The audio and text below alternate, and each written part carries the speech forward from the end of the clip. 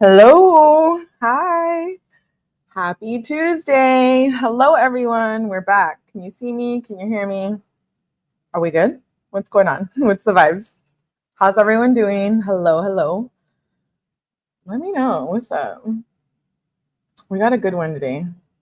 Yay. Let me see who I see. I see Corso. What's up, Corso? I see Dial Up Dreamer.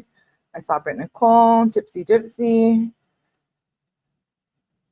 I saw Fem. Hello, Fem. Good to see you, love. Saw Yashira. Hello, hello. Welcome. We're back. More true crime. We got a good one today. Buckle up.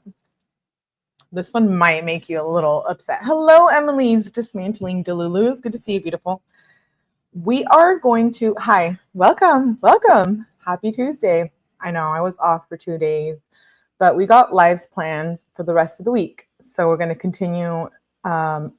Today we're going to be covering the McKenzie Shirilla case, and it's going to be a mini series, kind of like the Sidney Powell case. So I have a bunch of interrogation footage, body cam footage, etc. So another Ohio case. Yes, we're going to be covering McKenzie Shirilla, and we're going to get all the YouTube things out of the way. Hello, welcome. Hi, I'm Ellie. Thank you for being here. True crime. That's what we're here for. Make sure you hit the like button, do all the YouTube things, you know, I don't have to tell you guys, you already know. McKenzie Shirilla, before I talk about her case, I always want to keep in mind the victims. I want to be mindful. And, again, as the Sidney Powell case, this involves, I believe, mental health issues, drug use. We're going to watch a bunch of body cam footage, all of it tonight, regarding the crime. In the scene of the crime, and then we're going to continue the series with interrogations from the family or whatnot. So I hope you're here to stay, and I hope you come back for the rest of the week to continue to cover this case. I do want to send my deepest sympathies to the loved ones of Dominic and Davion, who fell victim to the horrific events that we're going to be describing here tonight. And there's a GoFundMe page that I have linked in the description down below, so you can go and support. This is a brutal case. I'm not sure, I wasn't very familiar with it. And thanks to Paula, I got all the body cam footage. So we're going to get started. Yay. Hey, 𝗂𝐸, good to see you. I saw Asane. I missed a bunch of you. I'm sorry. Hello. Thank you for being here. Hello, beautiful Britt. Hello, YouTube Streets. Shout out to you. Okay, so who is McKenzie Shirilla? Are you ready? Are you ready? I feel like you're not even ready. Sidney Powell is one thing. This is a whole other thing. So buckle up. I've spent quite some time getting this together, but I will be honest. I'm going to be transparent. I left my planner at work. I did, yeah. So I'm a perfectionist and I don't have what I need, but I'm going to do it here. It's my channel. It's my way anyways. And I appreciate you for being here. So let's get started. On the screen here, you see McKenzie Shirilla. A toxic teen killer or accident. I will give you the backstory. We're going to watch body cam footage. You're going to see the crime scene. We're going to watch some TikToks. We're going to get deep. This is the deep dive. When I do them deep dives, it's going to be a good one. So on the screen, you see McKenzie Shirilla. She is, I'm going to switch screens really quick. Here we go. BC girl, you did that. Thank you, my girl. Hello, beautiful. Good to see you. I'm so glad you made it to a live. I know you're busy. I know you can't hear me. Who said you can't hear me? You guys can hear me and see me, yeah? BC girl, thank you so much. You're so supportive of my channel. I appreciate you. And I love you, girl. Thank you. Kidding. Okay. I see what you're trying to do tonight. Okay, on the screen you see MACKENZIE SHIRILLA. Who is MACKENZIE SHIRILLA? Why are you talking about her? Why are we talking about her tonight? We're talking about her because she's very much like ourselves, or a lot of people that we know, truly. She's born in Strongsville, Ohio. She was born on August 2nd, 2024. She is the daughter of Natalie and John Shirilla. And if I mention names, it's only because they're present in the courtroom, and we're going to watch a bunch of that footage tonight. Before I explain what the crime scene, just know that MACKENZIE SHIRILLA on the screen, there she is smoking a joint. Yeah, I mean, vibey, right? Or not so much. But anyways, she was 17 years old at the time of the crash that we're going to be looking into tonight. She was into Instagram modeling and used social media to create careless videos of herself and of herself using substances, which come into play into the courtroom as well. And it was alleged that she was a good child, a well-behaved child. And when she got into her teenage years, she got a little rebellious, you know, don't we all? I felt like we all go through that phase, right? Well, at least I know I did. And so she became like a risk-taking teenage kind of girl. She was very wild. She was smoking weed and drinking and doing acid at a very young age. She swore a lot. She got caught for shoplifting a few times. Yeah, I know. Melly, why are you pointing out all the bad things? I'm not pointing out the bad things. It's just, before we deep dive, just know that this was a bench trial. So we don't have all the footage from that trial. We don't have all of that information. I'm currently working on getting it all. So hopefully by this week I have it. But as for now, we're going off of the footage that we do have and the facts that we do have. And people didn't have nice things to say about her. I'm sure she was a good person deep down. But as for people in high school and her friends, they would say she was someone that only cared about herself, quote unquote, a bully, if you may. She was known as being self-entitled. And I guess we deep dive these cases here because we love them, but we love true crime. But I also wonder, like, what role did the parents play, right? Here she is smoking joints at 17. She was drinking a lot. There was a lot of disrespectful behavior. At one instance, she was even caught vandalizing a church while she was under the influence. Yeah, it's in a report, police report. But she was so young that, you know, nothing really came of it. So when we see the level and extent of the crime tonight, this all plays a role into it, right? Again, I question this on every live. Is it nurture versus nature? Are people born evil? What was this? Was this a health issue? Did she intentionally create this crash to be a murder? And so that's up to you. Your opinion is your opinion, and I'm just here for entertainment purposes only, reporting facts. All of it is footage from the courtroom and body cam footage. So it was received through FOIA.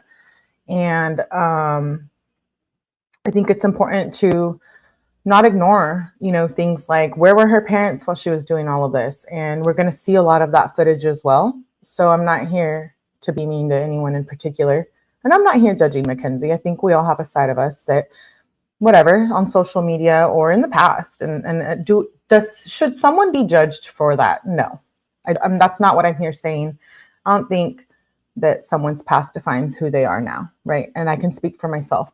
But I also feel like it's important to pay attention to those details. So here you see McKenzie on the screen.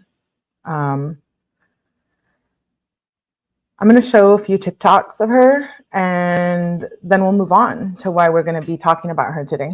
But let me touch base with you guys. Again, BC girl, thank you for the super chat. I appreciate you and always being such a great support of my channel and all of you here watching tonight. Her character defined her behavior. Emily sounds like she knows the case. I'm late. Sorry, Melly. Okay, well, detention for you, Sarah. Just kidding.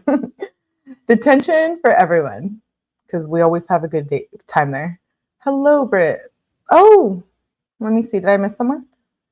Did I miss? I saw Oh, hello, probation officers. Good to see you. Tapping in first time. What's up? What's up? Good to see you. Good to see you.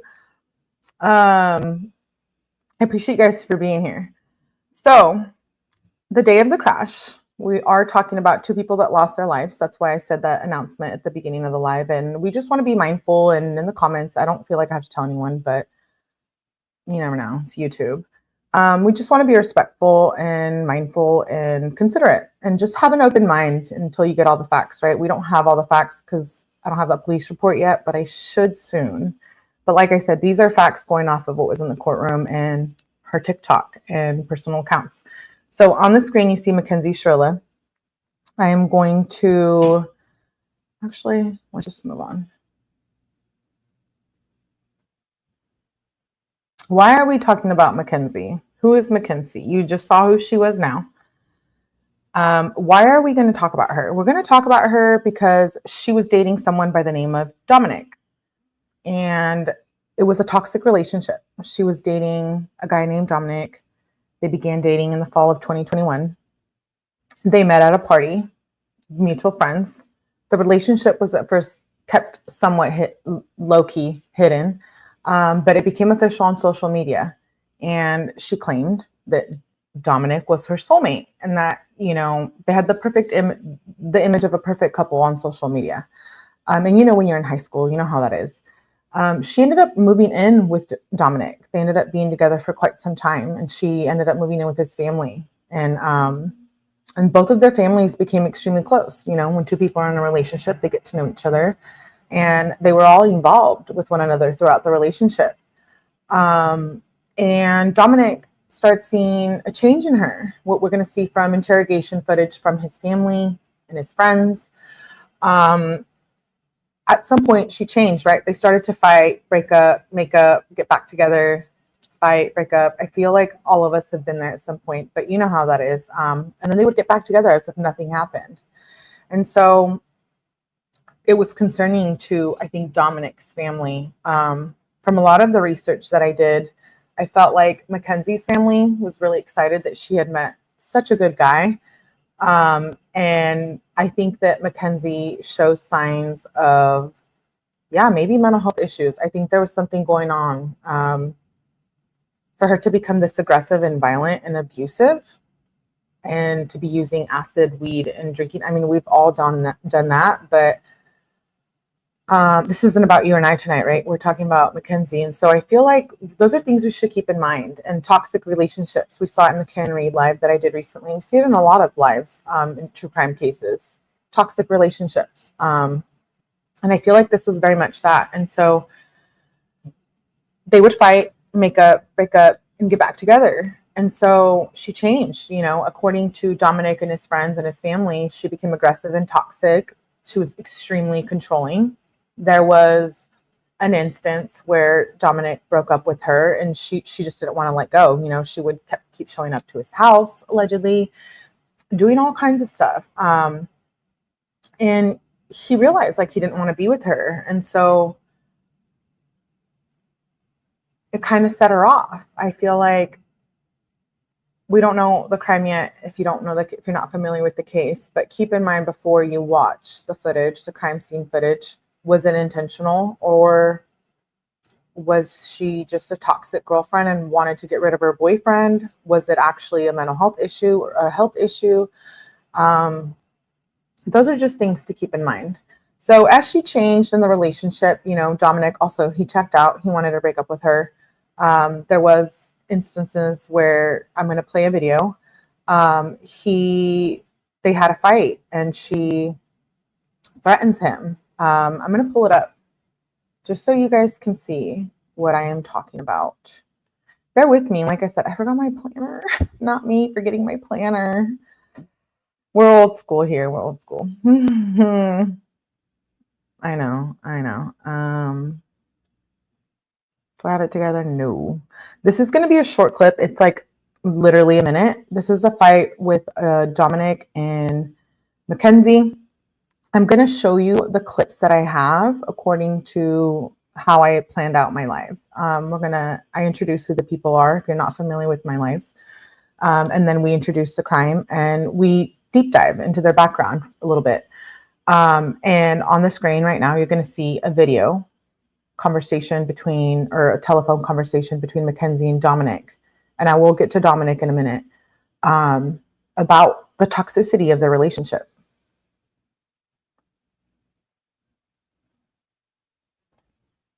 Key my car. Tell me to break the door. I'm in your car and you do not let me in the house. You're going to key my car. If you don't let me in the house, yes. 𝗏 tried his best to defuse the situations, trying to reason with McKenzie and calm her down at every turn. As he continued to reject her, McKenzie's frustration and desperation grew stronger.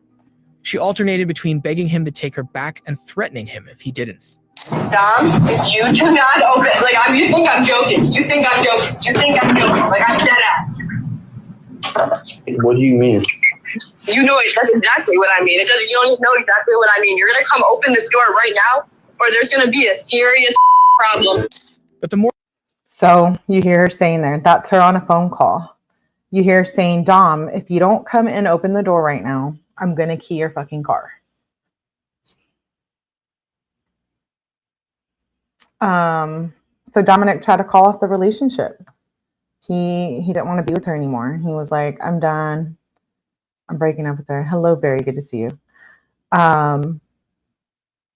And she didn't accept that. You know, she became very aggressive. She became very violent. It happened multiple times. She would show up to his house, just like you saw right now. That was a phone call. And he kept rejecting her. And they ended up getting back together. You know, there was her friends, or his friends, talk about how she would degrade him, and how she would, like we just heard, to key his car. And there was even an incident on July 17th of 2022, which is a couple weeks before the crime happened, where there's a friend. We're going to watch the body cam footage in the police station. A friend claims that McKenzie was driving with Dominic in the middle of an argument.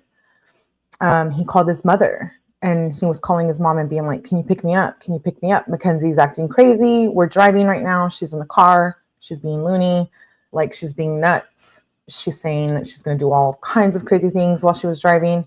And he ends up hanging up with his mom, and he ends up calling a friend. And we're going to watch that police interrogation video. But the friend ends up being close to the route that they're on. And he says, you know what, I'm going to pull up behind you guys, have her pull over. I'll pick you up. And when the friend was on the phone with Dominic, he heard McKenzie say something like, I'm going to crash this fucking car. She was angry, right? But the friend heard that, and we're going to hear his testimony about that situation. But, you know, there were signs prior to the time of the crime where you see McKenzie's behavior be toxic.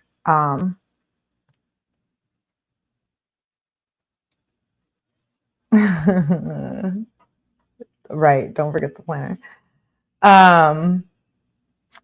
So we're going to see testimony of that footage and the abusive and toxic behavior. Allegedly, before the day of the crime, she had made threats to Dominic about just being a violent and aggressive girlfriend, being in a toxic relationship. Allegedly, it was 2 weeks prior to the accident that, you know, she was heard making all kinds of threats to him. And so what happened? Here's McKenzie and Dominic. This is who I have been speaking about. R.I.P. Dominic. This is them in the picture. They're so young, right? She's alone.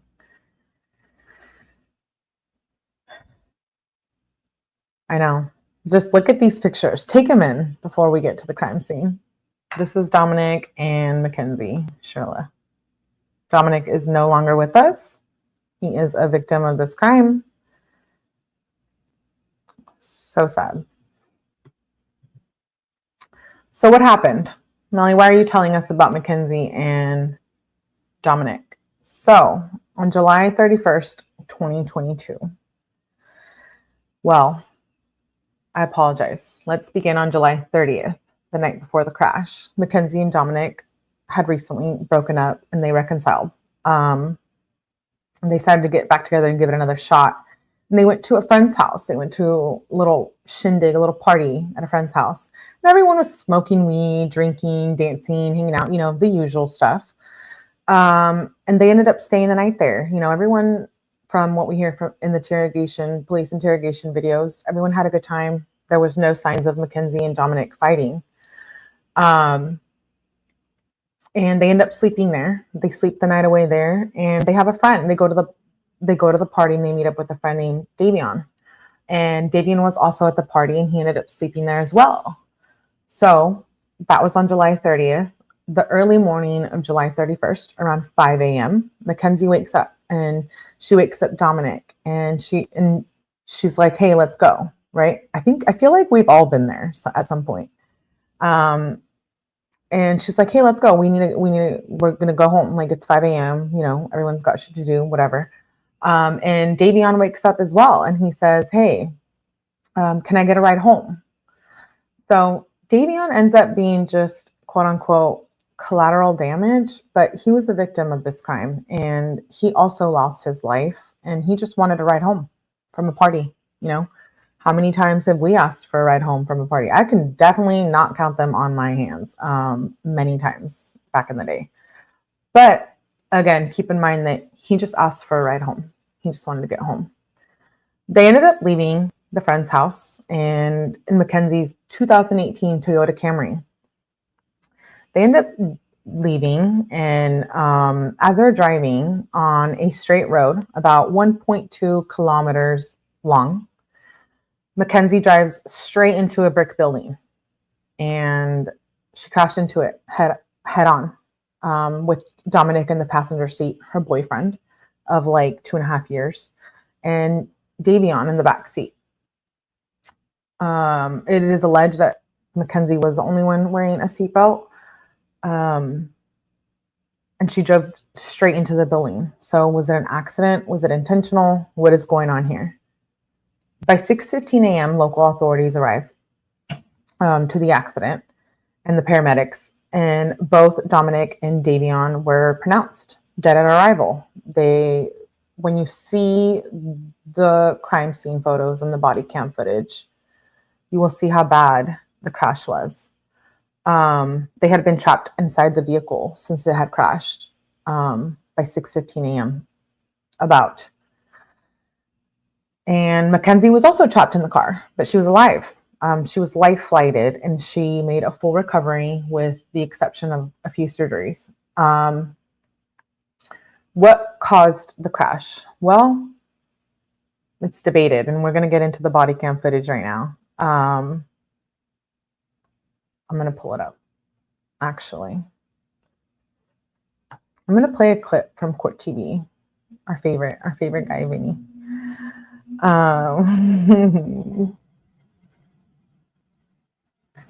And it's just like a little 1-minute clip, just so you get a little introduction about what happened that night. Again, I forgot my planner. Bear with me.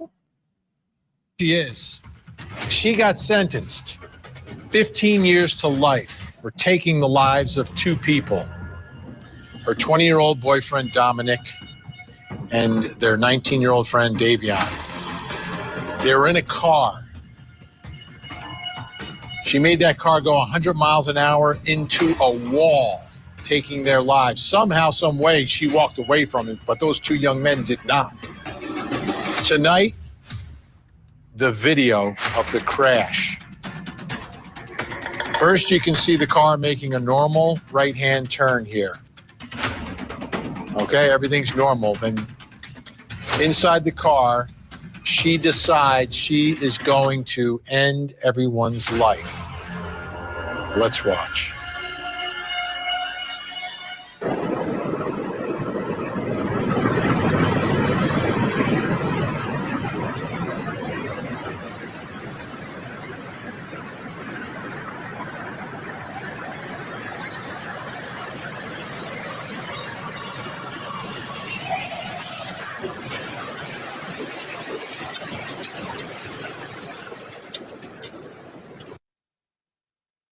I'll replay that clip. We're going to see it numerous times. Don't worry. I'll show you again.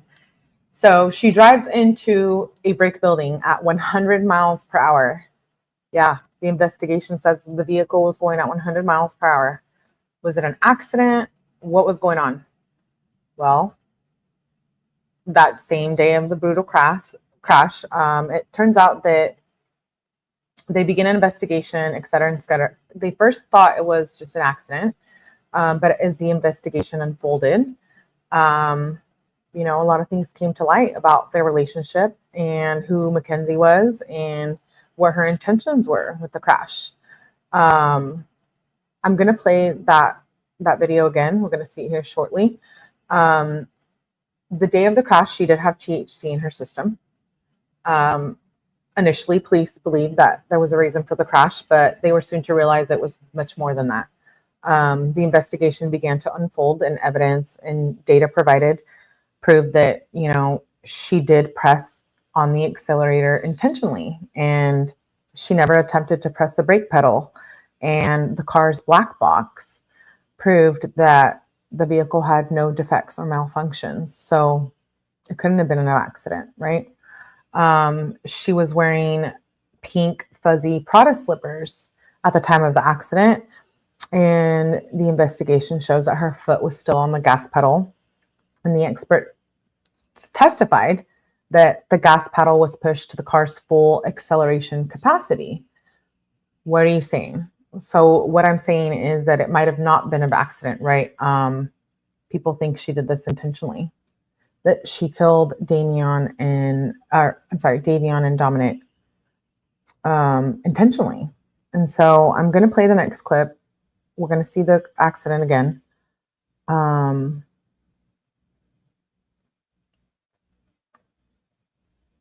It's brutal. And I'll check back with you guys in the chat in a minute. Crash at a friend's house. They had smoked illicit substances, but this was not what lay at the heart of the horrific events to follow. McKenzie had a plan, and she followed it. Pivotal to the case was the CCTV footage from a business neighboring the site of the crash.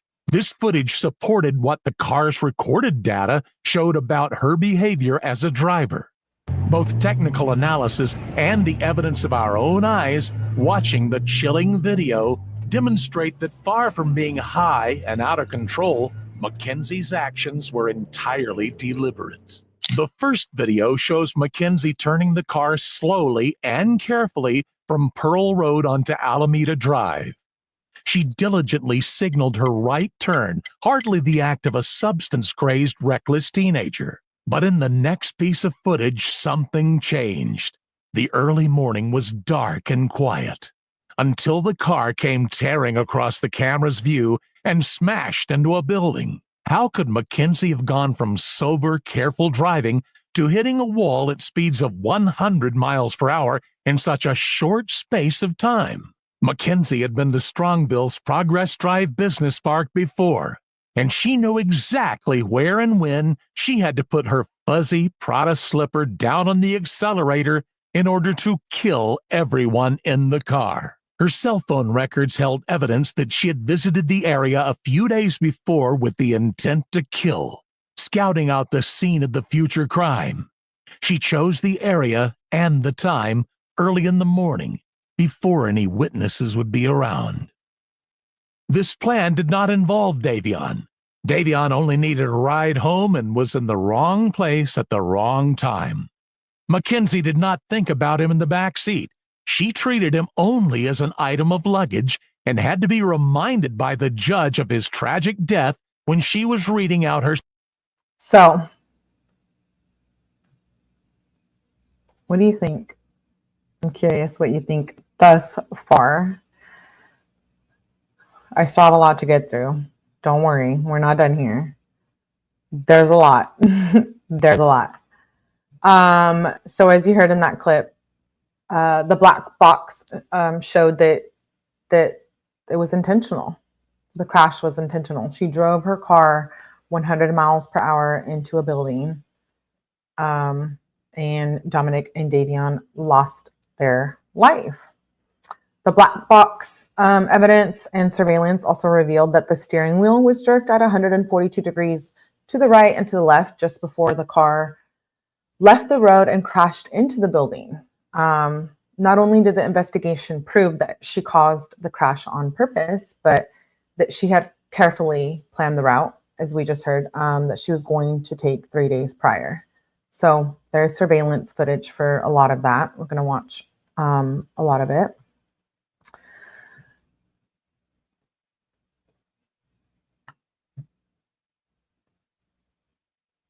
Here's a picture of the car after the crash. I'm sorry, I'm behind on the comments. Not me getting detention because I'm behind. I'm not ignoring you. I'm not ignoring any of you. I just saw Shampoo. Hello. I saw Barry in here. Good stuff. She's crazy. Poor guy wondered what was going on in her head to do such a thing. I can't forget. Hello, Jenna Gypsy. Good to see you. It was an accident. I watched this case we've gone through the whole time, and what she did was horrible, and she truly has to live with it. So you believe she was an accident? Accident like how? Because I'm in the science field, and I believe science doesn't lie. So I don't believe that what was she doing on a route she never belonged on. What made her drive into a building 100 miles per hour? We will go over that in a little bit. The controversy and speculation. What her toxic behavior? A lot of, I question it. I think, was she trying to take her own life? And we'll touch back on that in a second. Melly ignoring us. Not me ignoring you guys. Never. I love you guys. Hello, Ajem. Good to see you. It's weird that we won't. I believe she did it on purpose. Truly, what I believe, she does have remorse. I think she does. Well, when you watch the court footage, you can let me know what you think, if she's remorseful or not. But at least you can see on the screen right now, that is the car.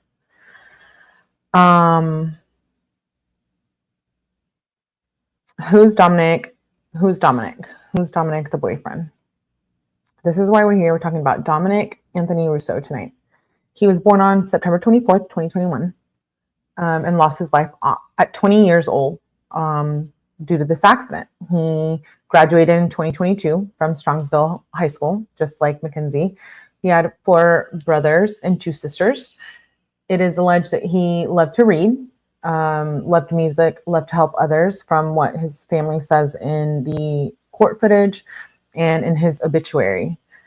He was an extremely sweet person with a great sense of humor, a very respected person. He aspired to join the military after he was done with high school.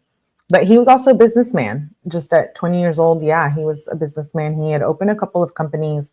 One of them was like an online merch store, online clothing line.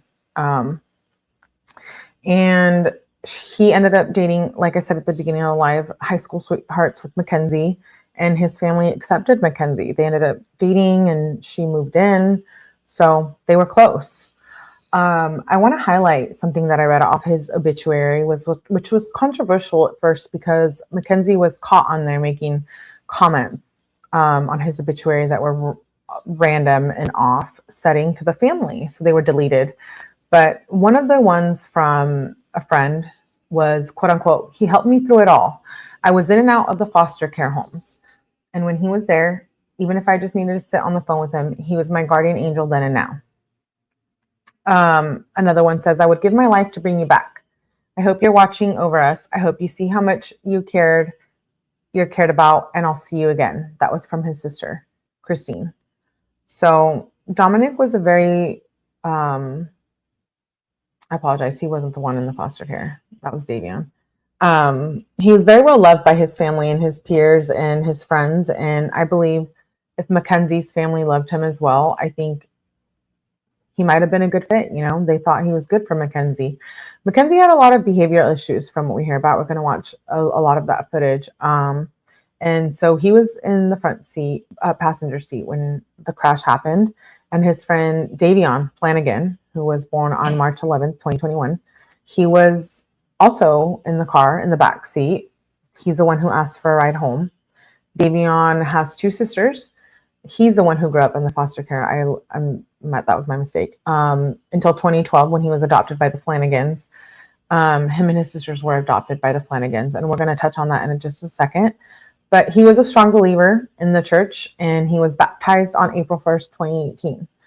He was a kind-hearted young man, faithful, and he was someone that could always be counted on. That's what the obituaries said about him and his friends. He was active in sports his entire life. He was a starting running back during his senior year, and he also worked as a youth swim coach. So Davion and Dominic were both very loved and well-known and kind people. Scott, Davion's dad, says he was working full-time after finishing high school to save money and was in process of applying to All-State Hairstyling and Barber College in Cleveland, Ohio, with the goal of attending the fall 2023 barber program. A friend on the obituary states that he was friends with everyone at school, and Scott also states that there wasn't a clique that he belonged to. He gave everyone as much love as he could, and he really just let them be heard and let them feel like they were noticed. These are direct words from friends and family, by the way. On his obituary, I also found that people were saying, Davion, you are sunshine in human form, and I speak for everyone when I say that I miss you. So it's important to highlight these details about the people that have lost their life due to this crime.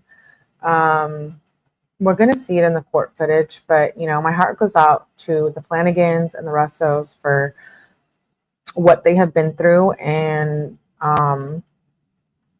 it's just sad, right? Was it intentional? Was she just a toxic girlfriend? What happened? I'm going to play a little bit of Davion's memorial where his parents speak about him. I think it's important to highlight that and incorporate that in our lives. I know we're here for the body cam footage and we want to just get to the facts, but I also think it's important to recognize the family and the victims. So I'm going to play a little clip from his parents. Coming here to celebrate the life of our incredible son, Davion Markel Flanagan. I want to share a short story with you of how our family came to be. This is his parents. In 2011, God called our hearts to our greatest and most fulfilling adventure yet, to adopt a sibling group from foster care.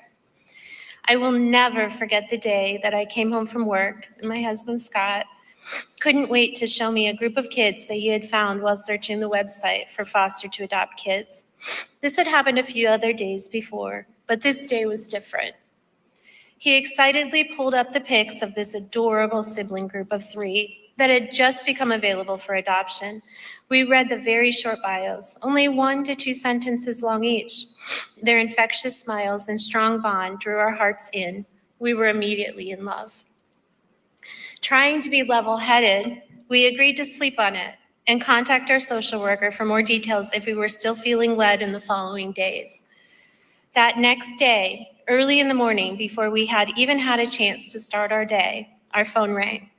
It was our social worker, whom we hadn't heard from in months, calling with so much excitement, saying that she had found the perfect kids for us. In fact, she felt so strongly that she had already taken the liberty of putting in our names an application for them, apologizing for her boldness.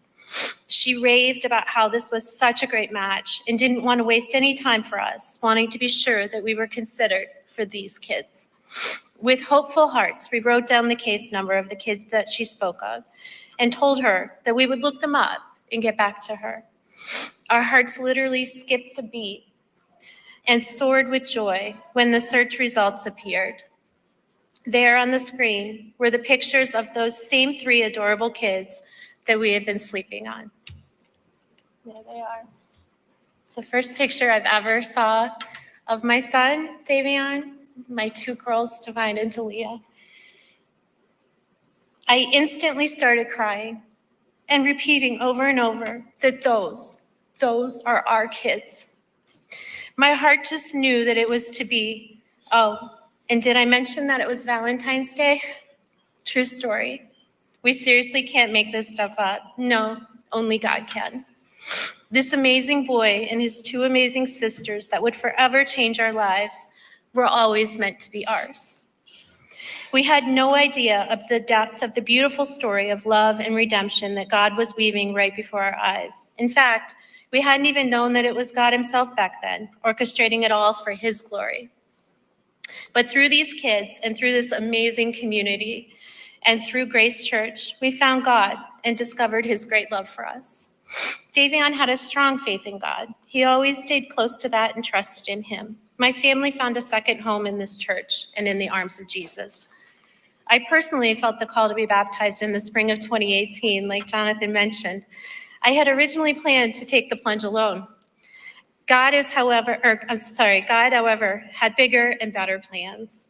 Over the next several days following my announcement, each and every one of my family members came to me privately and individually, asking if they too could be baptized with me.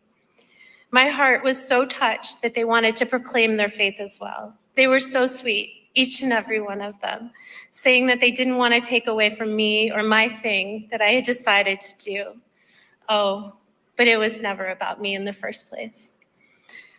And so we were baptized, our entire family all together, here on this very stage on April 1st, 2018, Easter Day. It was such a special day and more than our hearts could have ever hoped for. We found our eternal home. God is so good. He is so merciful and loving, even through the hardest of times like these. We rest in the knowledge of his promises. We know that the Lord weeps with us today, while he lovingly welcomes our boy to his true forever home. He brought him to us, and he will reunite us again in eternity. This we know and trust. Davion was truly an amazing, one-of-a-kind, sweet, and gentle soul. Our lives are so much better for having him in it.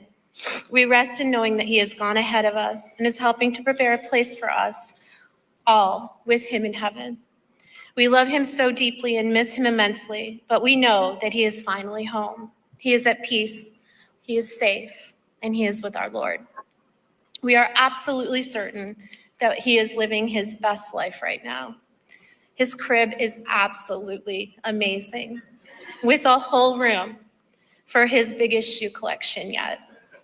We picture him smiling and laughing, doing the things that he loved, running the ball, shooting hoops, working on his best car ever, giving everyone fresh haircuts, making others happy in the light that always surrounded him. In fact, I hear him rapping with Jesus as we speak. Oh, such sweet and profound rhymes coming from an absolute heart of gold. I love this so much. We miss you so very much. We are so proud of you, Davion. Our lives are forever better and beautifully changed because of you and your huge heart. You are so loved, and we are eternally grateful to have been chosen to be your parents. I'm heartbroken. I'm heartbroken. Let's see what you guys are all saying. I think a lot of teens with their first love put up with abuse. I agree, BC girl. Anger. It was intentional. She had been threatening him. Yeah, we saw the call. We're going to see more of it in the body cam footage. She absolutely did it intentionally. She was willing to take herself out. Okay, so this is okay. So you agree? We're getting to the climax of this. It's weird that they weren't wearing their seatbelts. I believe she did it on purpose. How sad. She definitely didn't care about any of their lives, Jem says. Okay. So let's play devil's advocate. Was it a suicide attempt? Was it a suicide attempt? Because if it was, and she planned to take her own life that morning and it wasn't intentional, she would have known, or it was intentional, she did or she didn't know she was going to lose her life. So did she want to unalive herself in the accident? If it wasn't intentional, she wouldn't have taken the risk, right?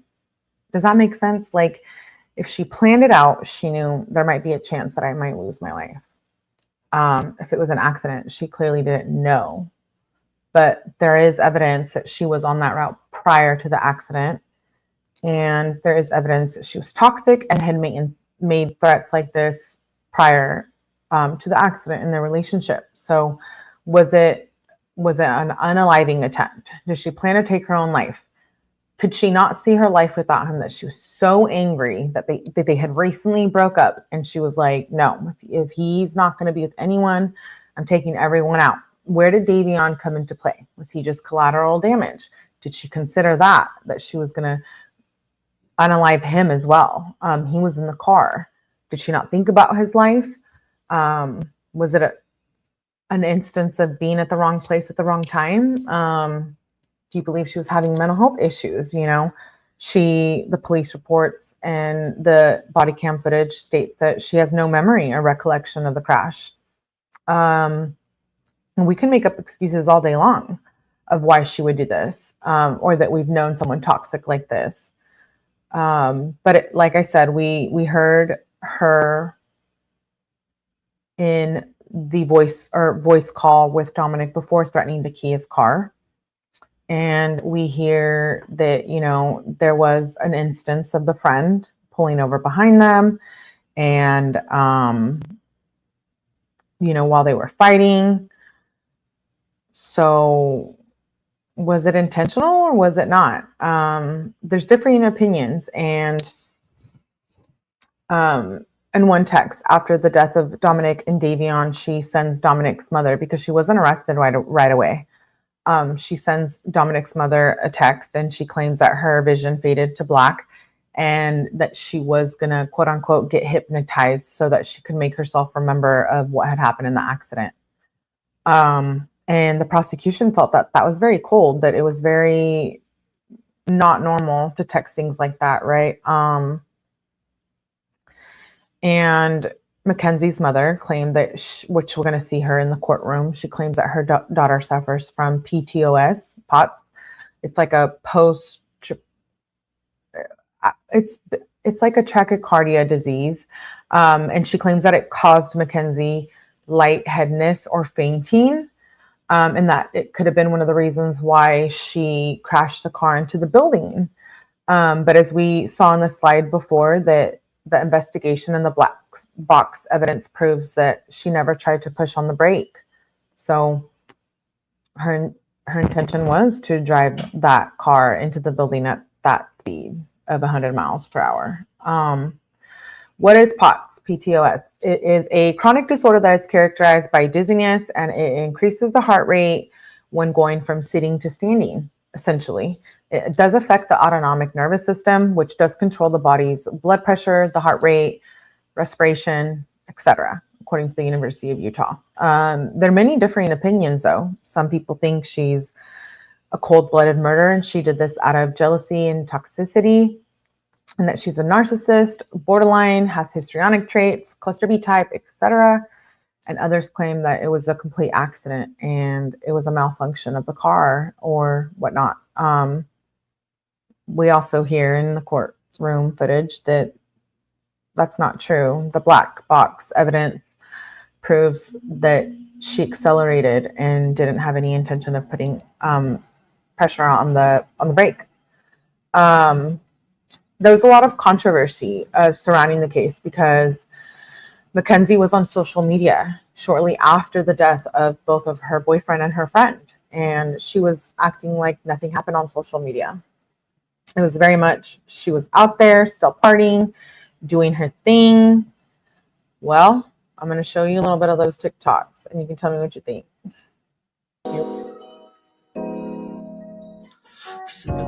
Mackenzie and her friend.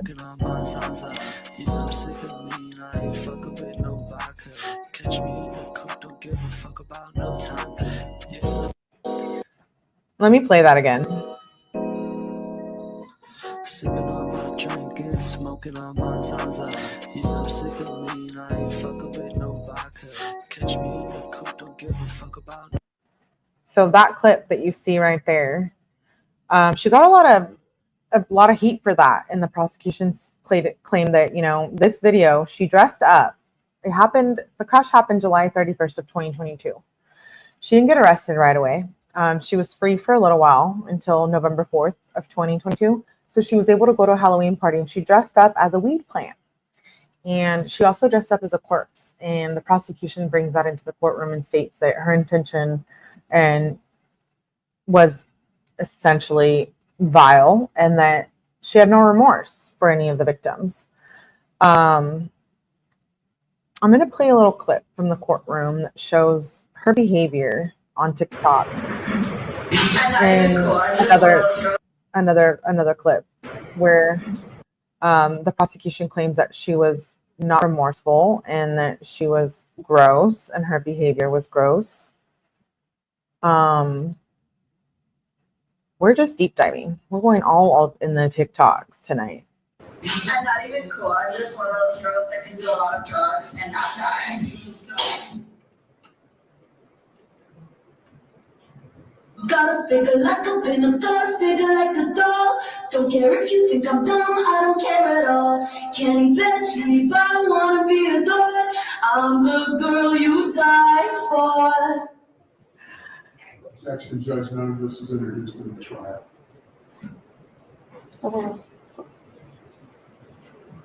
So this is a clip from the trial. The prosecution played, yes, she played this. She dressed up as a weed plant, dressed up as a corpse, and played these TikTok videos on her TikTok right after Dominic's death. And that was very controversial for the court system. They were very much like, absolutely not. She shows no remorse. She was at a concert in a wheelchair after the accident. It just proved the intention. So let's watch the TikToks again.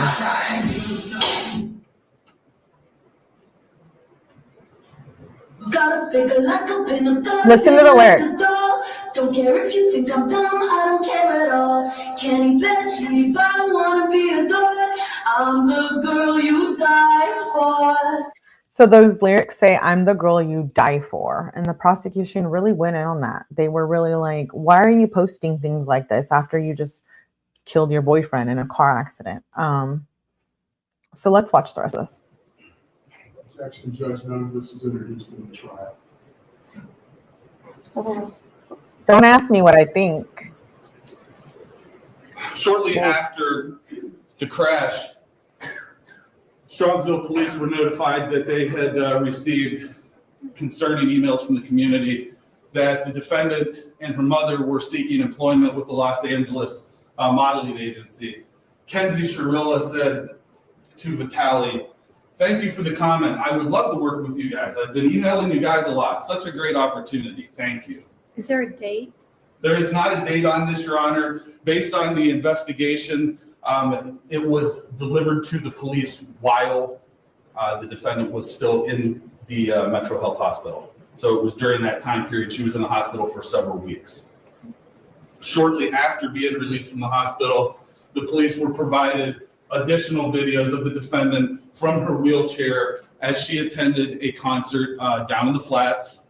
And again, Your Honor, I'm introducing these to the court to show the shocking lack of remorse. This was something that was being exhibited while the investigation was still going on, before she was charged and arrested in November of last year. And these were the sort of things that were coming to the police, and the shocking lack of remorse, coupled with the fact that the defendant was reported driving an automobile shortly after this event, that she was seen in Strongsville again driving a car, in spite of the fact that, as her mother testified, she got dizzy sometimes from a condition that she had to take salt pills for, in spite of the fact that it was in fact her mother who provided her with the car that she used to take Dominic and Davion's life. Halloween of last year, again, still before being charged, McKenzie Shirilla celebrated Halloween with her friends at Ohio University.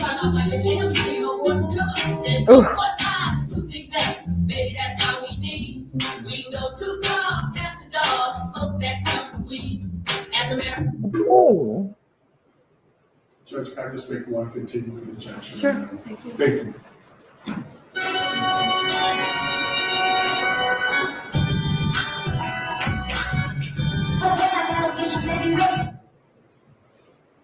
Are these post? These are in Halloween of last year, so these would be post-crash, just before she was charged in November. Okay, so I feel like we need to replay those videos at the beginning. I'm not even cool. I'm just one of those girls that can do a lot of drugs and not die. She says in that TikTok, I'm just one of those girls that can do a lot of drugs and not die. Gotta figure like a pin, gotta figure like a doll. Don't care if you think I'm dumb, I don't care at all. Can best read if I wanna be adored. I'm the girl you die for. I know our opinions change when we watch things like this. I guess just know that what you put out on the internet is public for everyone. Yeah. What do I think? I think it was intentional, in my opinion. I'm not a professional.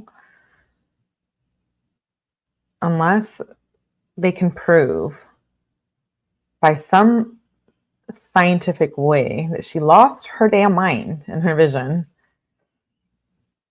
100 miles per hour straight into a building. I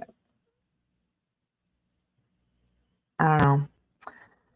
So the TikToks created a lot of controversy in the courtroom.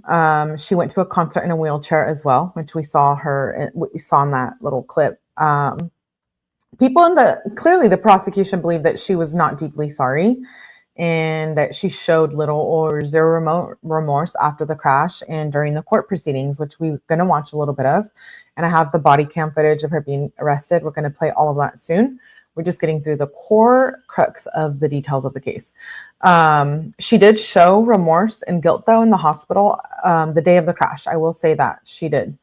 And the doctors testify that. I do want to note that a detective did put together a file when the investigation began of 136 images of McKenzie and her reckless behaviors while driving. So that was really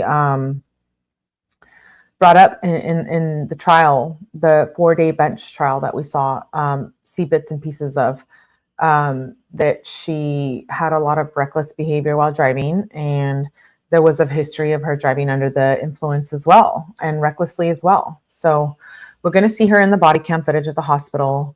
We're going to see her asking police all kinds of questions, and we're going to watch a little bit of the crime scene footage.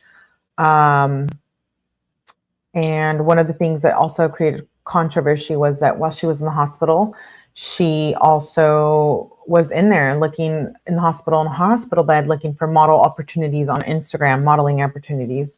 And her mom played a role into that. And so her mom comes up and her parents come up a lot in this case, because people question, like, did you not see her acting out? Did you not see her behaving? Did you choose to ignore it? Did you choose to not care? Was it something out of your control?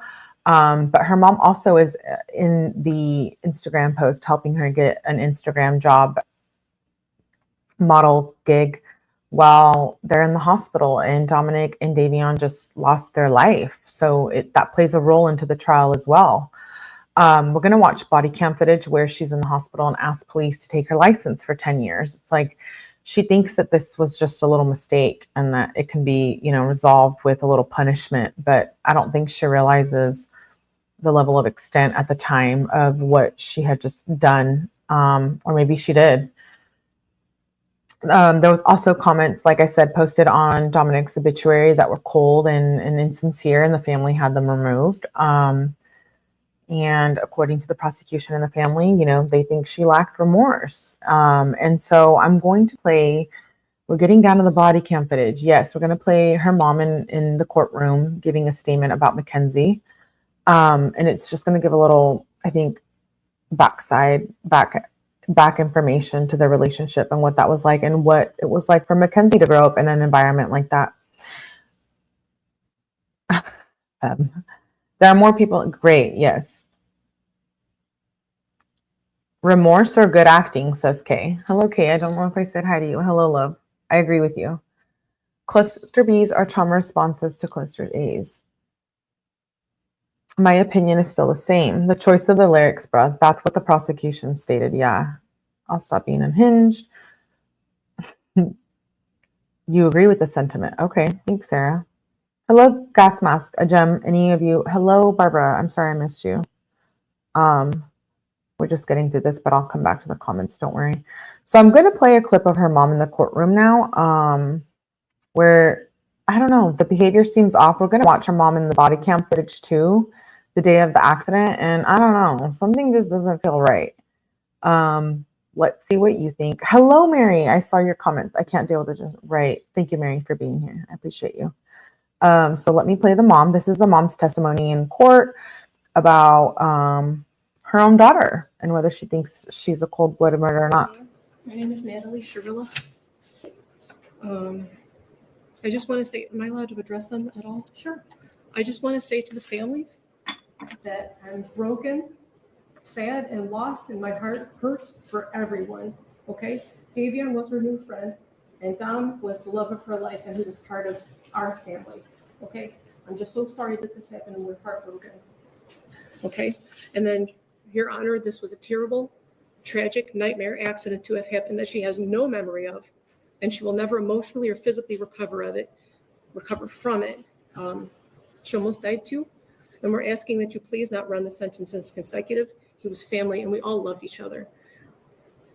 That morning of the accident, she called. I got a phone call that there was a car accident. Okay, so we went to the hospital, and I didn't even know who was in the car.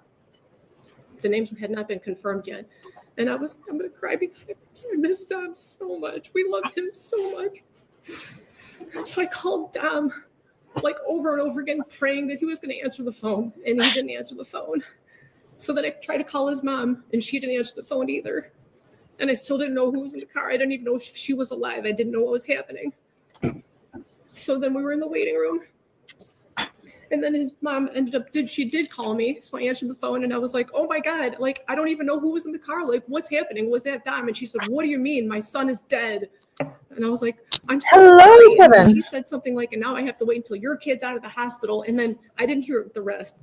I was like, I'm sorry, this footage, I have so much to say about this. We'll talk about it after, but the mom's behavior here, it just sets me off.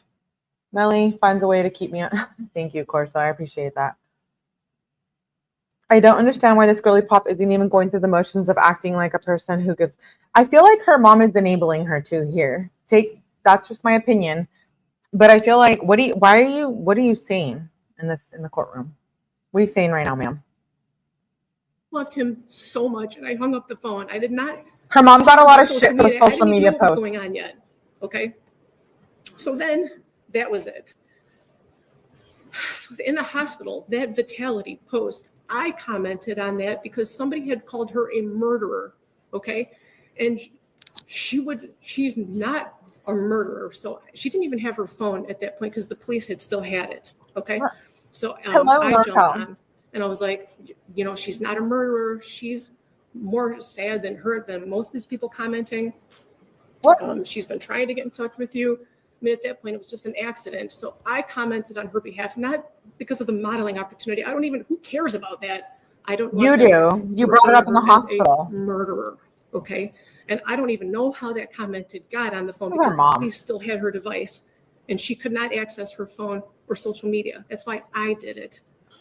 And I had called them asking if they could shut down social media because people were calling her a murderer and making death threats and organizing groups to, take her out when she got out of the hospital and stuff. So I didn't even want her phone. I don't care about her phone. I don't care about social media. I just wanted them to stop calling her a murderer so that when she did come to, and she did come out of surgery, multiple surgeries, that she wouldn't see all these people calling her a murderer because she would never, ever, ever murder the love of her life. Okay. For Halloween, for 3 months after the accident, she would only wear his clothes. She would only eat the snacks he ate. She would only listen to the music he wrote. Okay. She was laying in bed for 3 months crying. There was a shrine of him next to her with photos and things that he liked and this flower that lights up that he got her because he wanted it to be fresh and alive forever. It's like I agree, 𝗵𝐵𝗍𝐶. Beauty and the Beast flower. Okay, she's got this shrine of him next to her. So she was crying for 3 months. So her friends asked if she wanted to go out trick-or-treating or Halloween, and it was at OU.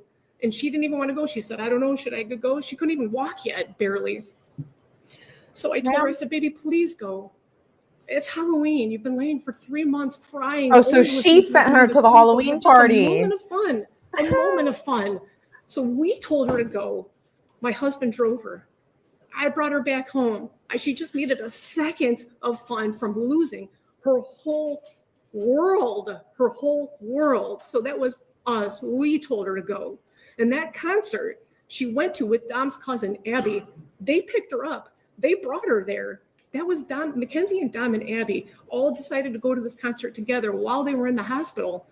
That was for Dom. Everything she did after the accident was either in honor of him, to be close to him, or just to be by him any way that she can. I know everyone grieves differently. I do. I'm not trying to not keep that in consideration, but I feel like this is a very odd behavior for a mom, and for her to bring up the social media thing. We saw it. It's proof in the trial. You were texting someone on Instagram for her to get promo the night of the accident.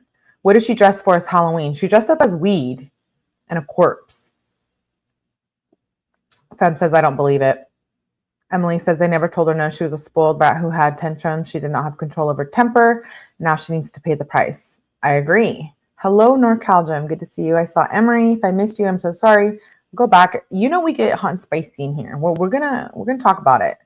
We're just gonna get through this, and then once I start the body cam footage, just as we, yeah, she was a plant, and she got a lot of shit for that because a lot of the detective put a file together of 136 pictures of her driving behind the wheel intoxicated under marijuana. So let's finish watching the mom. Wait till you see the body cam footage. Like devastated and tragic. He was. Now you can come for me. We're gonna get spicy in here in a minute. His cousin. I don't like it. All kinds of time with him after the accident. What was the other thing? I'm hearing an awful lot about your daughter. I'm not hearing very much about the two dead people. The judge. I'm hearing an awful lot about your daughter. Ma'am, take a seat, ma'am. Dominic, okay, Please. I'm asking you for. Please sit down. Hello, Pantera, my love. Good to see you. I missed you. Does not remember. And Davion, we don't. He's a new friend. I'm so sorry. What does that mean? His life is worthless? No. I've been in court before with the judge. They all loved each other. If the judge calls me out like that, and I have a lawyer there, ma'am, I'm probably not even gonna show up. They all spend every day together. I don't want to be called out like that. I don't know. Isn't that part of the problem, Mrs. Shrill? Sorry? Isn't that part of the problem that they all trusted each other? Isn't that part of? It's not a problem at all. It was It's a wonderful. problem how they all ended up in the car together and two of them ended up dead. I understand. I understand what it looks like. I'm saying that it was a tragic accident. She would never. Well, we're going to have to disagree on that. I understand. Right. And I respect your position, but you disagree with me. I understand. But anyway, that's it. I just wanted to address those. We told her to go to those things, and then she did go with Dom's family. So look at that. Don't look at it with the look on that with different eyes if you can. The mom, please. This is that those things are not relevant. Mama, don't show up for me like that, please. Not at all. No, but mommy. She's a good. If you would have a Yo moment, ass at all home. you would need is 5 minutes of a conversation to have with her to learn who she is. Just that you would just need 5 minutes to learn who she is and what she's capable of not doing and doing. Listen to that. And you would see for yourself. That's all. It's so You need 5 minutes to see who McKenzie is. sorry, guys. Thank you. I'm sorry. I love you. I'm sorry. I love you. She turns around and tells McKenzie that.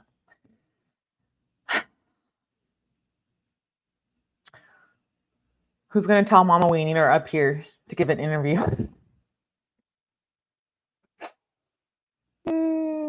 Okay. Yeah, I have nothing nice to say. Isn't there like a quote, like if you have nothing nice to say, don't say it at all? Oh, wow. Okay, now I'm just being an ass. Now we're gonna hear from the victims' family members, and then we're gonna hear from McKenzie. Yeah, we're gonna hear from McKenzie, and then we'll get to the body cam footage. I appreciate you guys for being here. Good morning. Could you start with your name and speak up and speak slowly? Yes, Your Honor, my name is Jamie Flanagan. I am the mother of the victim, Davion Flanagan. I want to share a small part of what we lost on 7/31/2022. My son, Davion, is and always will be so much more than cargo. He was precious. He was an amazing soul with a heart of gold. He gave to the world what he wanted most in his own life, love. The kind of love that would rescue a friend in the middle of the night, no questions asked, the kind that would protect others and honor them. He made friends easily with his infectious smile.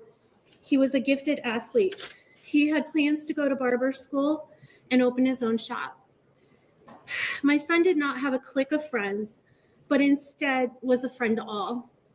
He would go out of his way to show love and kindness to others, including those that were often cast aside by society, the less fortunate, the developmentally challenged, the hurting, and the unvalued. Davion made sure that everyone that crossed his path knew that he don't make truly your saw range. them, I agree. that he valued them, and that they were worth his time. Davion and my kids have had more than their fair share of heartbreak, of hardship, and of loss. Davion was adopted with his sisters from foster care. They are biological siblings. We are honored to be chosen, or to have been chosen, to be their parents. They're forever family. I am devastated by the loss of Davion. The world lost a truly special man. My girls lost their best friend, their protector, the This one is and so only sad. trusted family that has been by their side from day one. This alone, or he alone, understands the pain and loss that they have gone through and was always there for them. This fact alone breaks my heart for my girls, for my family. So many dreams shattered, a future stolen. Oof. We will never get to see the amazing man that he was surely to become. His life was precious. Like I said, he was so much more than cargo. I pray daily for strength and perseverance for myself and for my family. I also pray that McKenzie will find true remorse in her heart and true repentance. We thank all of those that worked so hard to help us bring justice for our son. We are forever thankful. Davion, we miss you terribly, but as Christians, we grieve with hope. We will make sure your memory lives on, and we ache for the day that we are united again in eternity. Thank you.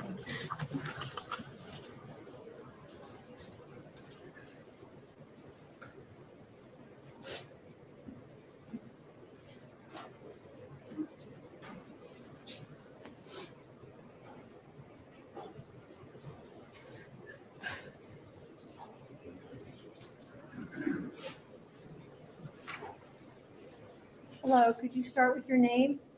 I know we want to get to the body cam footage. I know, but it's also important. Like I said, I'm here to bring awareness to the crime and everything that encompasses true crime. And so I think the victim impacts and the victims and their families are important. That's important to me on my channel here. So we're going to listen to Hi, this. Your Honor. My name is Divine Flanagan. That's just how we are here, Davion was baby. my older brother.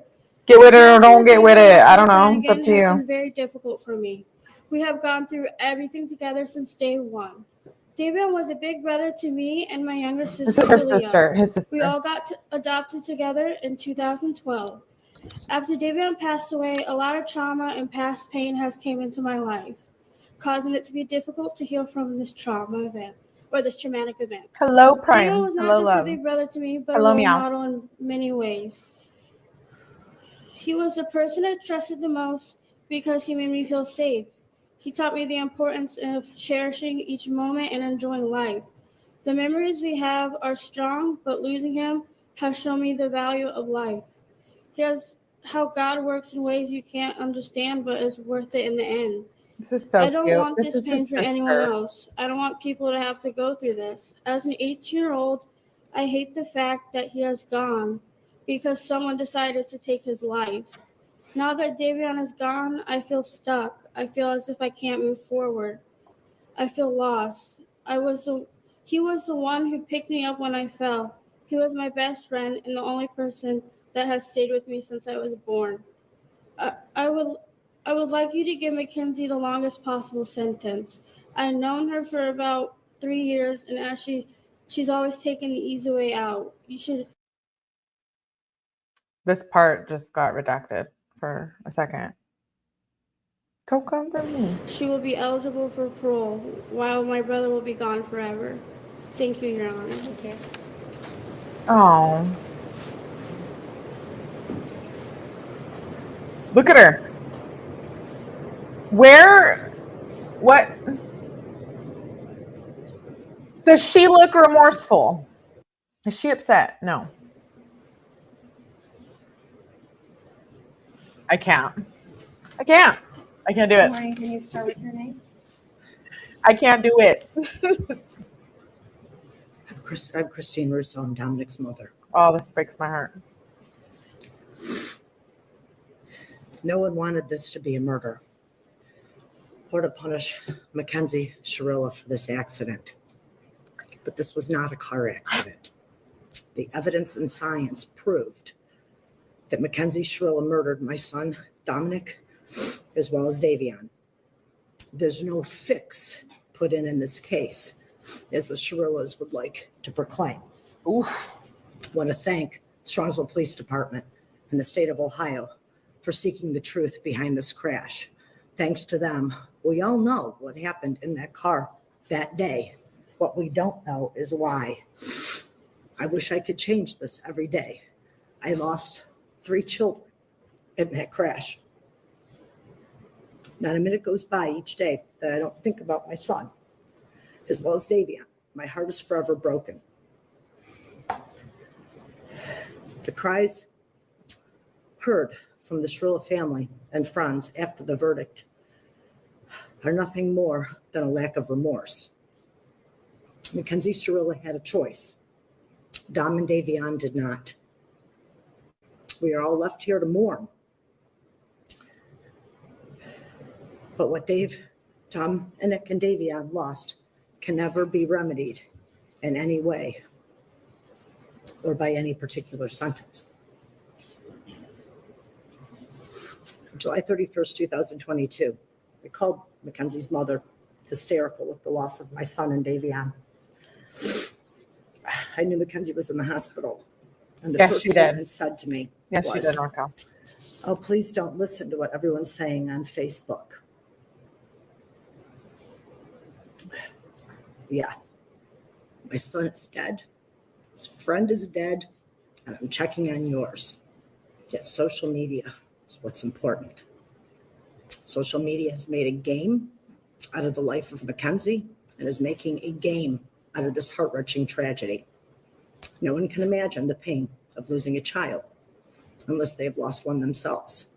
The pain is forevermore. Time does not heal this wound. McKenzie, going to prison because you did this. Oof. Be thankful that you're still alive and have a future, whatever that may be. Dom and Davion were robbed of their futures, their hopes, and their dreams. McKenzie showed no mercy on Dominic, nor did she on Davion. Only God at this time can have mercy on her soul. Thank you.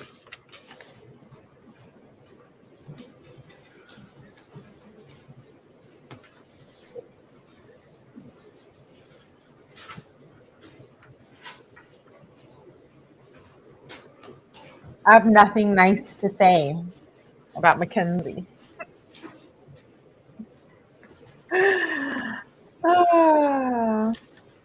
Could you start with your name, please? Yes. Should my name? Is there a microphone or anything? These are, I can hear you. My name is Angelo Russo. I'm one of Dominic's older brothers, and I'm speaking today for myself and also on the behalf of our siblings and our friends. Sorry. Dom may have been young, but he made the most of each day and had an impact on the lives of his friends and his family. Dom was a businessman, an athlete, a song producer, and an entrepreneur. Dom was not only my brother, he was also my best friend, and the friends in this courtroom also say Dom was their best friend. Many of my brother's interests and goals were centered on learning more about himself and how he could become a better person. He was always doing what he could to learn about others, how he could understand different situations, different cultures, and how he could better the community. He read from various authors every day and even recommended to me countless books that have made me a better person and helped me understand the world better. A few months before he passed, he told me that he soon planned on joining a branch of the military. Admittingly, I was against this, but he felt the need to not only serve the community, but also his country. He gave me countless advice, and he also helped with anything and everything. Nothing said or done here today can describe the loss or I think repair it's our lives important to remember after the this victim tragedy. impact statements. Kenzie's statement in the hospital to Detective 𝐁𝐿. I have to pause. I'm hard on that on my channel. Again, we're gonna go through these. They're just as important as the tea, all the info, all of it. All the BB. Yeah, no, it comes with the package. We're here to report on true crime. These are true crimes happening to people in their real life, and so it's important to consider them. Are you feeling it or no? Because you might just have. Can't you just take my license away for 10 years? Oh, not us getting spicy in here That tonight. statement is McKenzie's. Ooh, That wait till you statement see the body is count. McKenzie Shirilla. The most selfish person I know. Ironically, Dom was the most selfless person I know. McKenzie Shirilla murdered Dom and Davion Yeah, thank you. in cold blood and had already moved on. Kenzie killed Dom over the thought of losing him, and she made Davion collateral damage.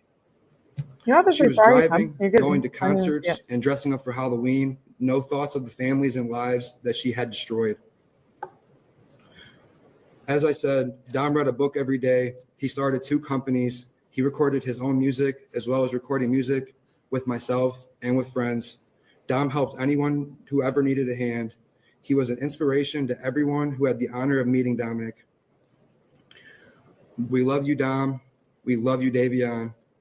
And God bless the both of you. Thank you so much.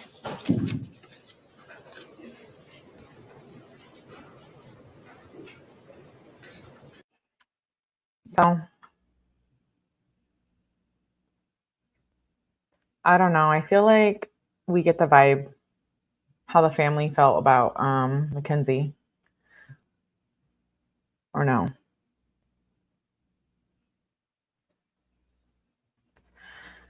Hell on Wheels. Melanie, why did you title this slide that? Well, because we're going to hear the judge call her that. Hell on Wheels. McKenzie ended up being arrested. The crime happened on July 31st, 2022. She was in the hospital for a while, surgeries, etc., healing from the car crash. She wasn't arrested until November 4th of 2022. For a year, she was held at the Juvenile Detention Center while the case was being built. She ended up being charged with 12 counts. How do you get 12? It was 4 counts of unaliving, 4 counts of felonious assault, 2 counts of aggravated, 1 count of possessing criminal tools, a scale, 1 count of possession of drugs. So in the car, they ended up finding exactly that. There was weed in the car. There was magic mushrooms. There was a scale. There was money. There was 2 phones. I forgot to upload the crime scene photos. I'll do it on the next slide. My apologies. But I have all the pictures of the evidence. She would be tried as an adult, even though she was 17 at the time of the crash. So they did try her as an adult. The prosecution argued that McKenzie intentionally and deliberately murdered both of them, Davion and Dominic, in the crash. She ended up getting 15 years to life. So she gets parole after 15 years. The sentences would run concurrently. So makes her eligible for parole after 15 years. And she had her license suspended for life. At an arraignment in April of 2023, McKenzie attended via Zoom. She pleaded not guilty. Bail was $500,000, and she was issued a no contact order with the family and the victim's family, etc. On July 19th, 2023, a plea deal was offered. The offer was to plead guilty on 2 murder charges and 1 possession charge, and it was turned down. And so there was a bench trial for 4 days, which began on August 7th. If you don't know what a bench trial is, it's different from a jury, whereas there's no jury selection. There's no jury to make the call. It's all about the judge making the call. I feel, in my opinion, that it was probably better for her that way, because I feel like if there was a jury and they saw these TikToks, we're all going to make our own opinion, but I feel like it doesn't make her look good. I did find it interesting. We're going to go through her statement, and then we're going to review the body cam footage of the accident. So I just want to give a warning before we get there that it is a little brutal. It's a little off the chain, but it's the body cam footage. So I do find it interesting that both of the families wanted her to serve a longer sentence, but Dominic's dad was one that was more forgiving, and he did end up supporting McKenzie and saying that he didn't want her to spend the rest of her life in jail, quote unquote. It's horrible for everybody. Yeah, I lost my son, and it's harder for our family, but I don't want the rest of her life to be ruined too. It isn't going to make me feel any better. And I thought that was a great topic of conversation. How do you feel about that? If this was your sibling or your son in this car crash, where she is alleged to have done it on purpose, how do you feel? Would you be so forgiving? I probably wouldn't be, to be honest. McKenzie is currently serving her sentence in the Ohio Reformatory for Women. The judge does say in a clip that we're going to watch, and I thought it was a very powerful comment. She says, when you drive for 4 or 5 seconds with the pedal all the way down until you hit 100 miles per hour into a building, we felt that the charge was appropriate. So they do feel that she was intentional in this crime. So let's get to it. Now let's pull up the body cam footage, because we can talk about it all day long, but until you get that police report or you put in that FOIA and get the body cam footage, these are the facts, right? You agree with me? Absolutely. I definitely agree. If I was with her, I would have taken a bench trial. I don't agree with giving a minor a life sentence without parole on principle. I agree, fam. A lot of people agree with that. Thank you for voicing that. 15 for 2 lives. Okay. I have to have a moment with you guys. She got 15 years to life for 2 lives, Dominic and Davion's. But Jamie, our favorite girl, Jamie Komorowski, gets 25 when she unalives 1 bride. 1 was done under DUI, where you're blacked out and you don't know what's going on. You and I have both been there, so don't sit there and say that you're not familiar with what that is like. At some point or time, you were blacked out on something. So Jamie gets 25 years to life for DUI, which I can sit up here and talk about days for. We've already known that. Or what's fair, that McKenzie gets 15 years for 2 lives on a quote unquote, we don't know. The evidence proves it wasn't an accident. A lot of people say it was. She claims it was. She claims she could have lost track of what she was doing. She had that POTS disease or disorder. So consider it in that sense when we compare it to all the true crime cases that we cover here all the time. Because I'm like, Jamie got 25 years. That's why she's appealing it, because this girl gets 15 years for 2 lives. So is that justice? Is that fair? Is that fair? I have questions. Are you ready? Are you ready to be pissed off a little bit? Well, at 17 years old, you are truly still a child. I feel like your brain is not developed. I saw a comment in here, I believe. Well, at 17 years old with a scale and shrooms, I heard it was like 8.1 grams of shrooms too. Melly, what do you mean? What are you talking about? What do you even know what that is, Melly? Yeah. It's like a baggie of shrooms. She had weed, she had a scale, she had money. So it looks like, was someone dealing? I don't know. Maybe she was just smoking it up. We see her smoking in a lot of the footage, and that's why the prosecution gave her a hard time. But let's listen to her statement, which I find is quite entertaining. Are you ready? Buckle up for the next 5 minutes, because I was jumping out of my seat. That's not a lot of shrooms. Oh, no, not me up here talking about Okay. Yeah, okay. And let me make a little family announcement. We're here. It's my channel. I do what I want. Yeah, no, I've had recent new contact information. Oh, yes. Bless thy souls, all them trolls. Yeah, no, I had to get new contacts. So you can't really reach me on social media unless you either have my Discord or on here. Yeah. So you can reach out to my mods. You can reach out to me on the comments. I do read the comments. You can reach out in the Discord. Anything else that says Melly is probably not real. So another email. My email is not the same anymore. All of the above. Any way to contact me, drop it down below. I will see you and I will get back to you. Kay, I did receive your email. I will get back to you from a different email. A long story short, but anyways, let's watch McKenzie. Just know you can always reach out to me in the comments. I do read everything. I'm very involved with my channel. And I'm just not going to give my personal information out and to like the public anymore. But to you guys in the chat, I will give it out. So yeah, contact one of my mods or just drop a comment or I'll see your comment and then I'll get back to you later. But I do have an email that you can contact me at. Okay, I did see you. I will email you back. I appreciate you. Now let's watch McKenzie.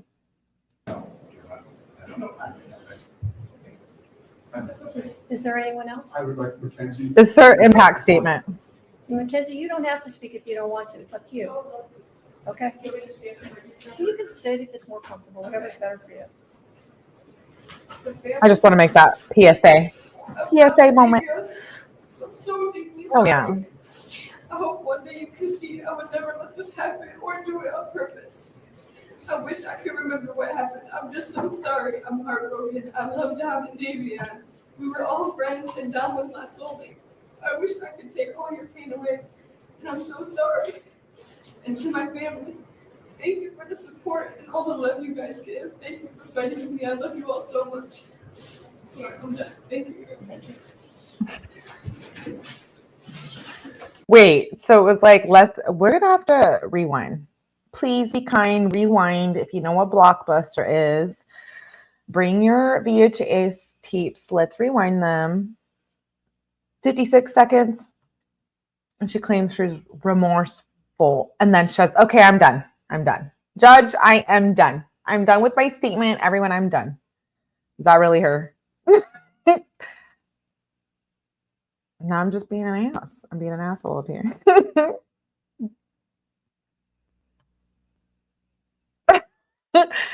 I'm sorry, but what?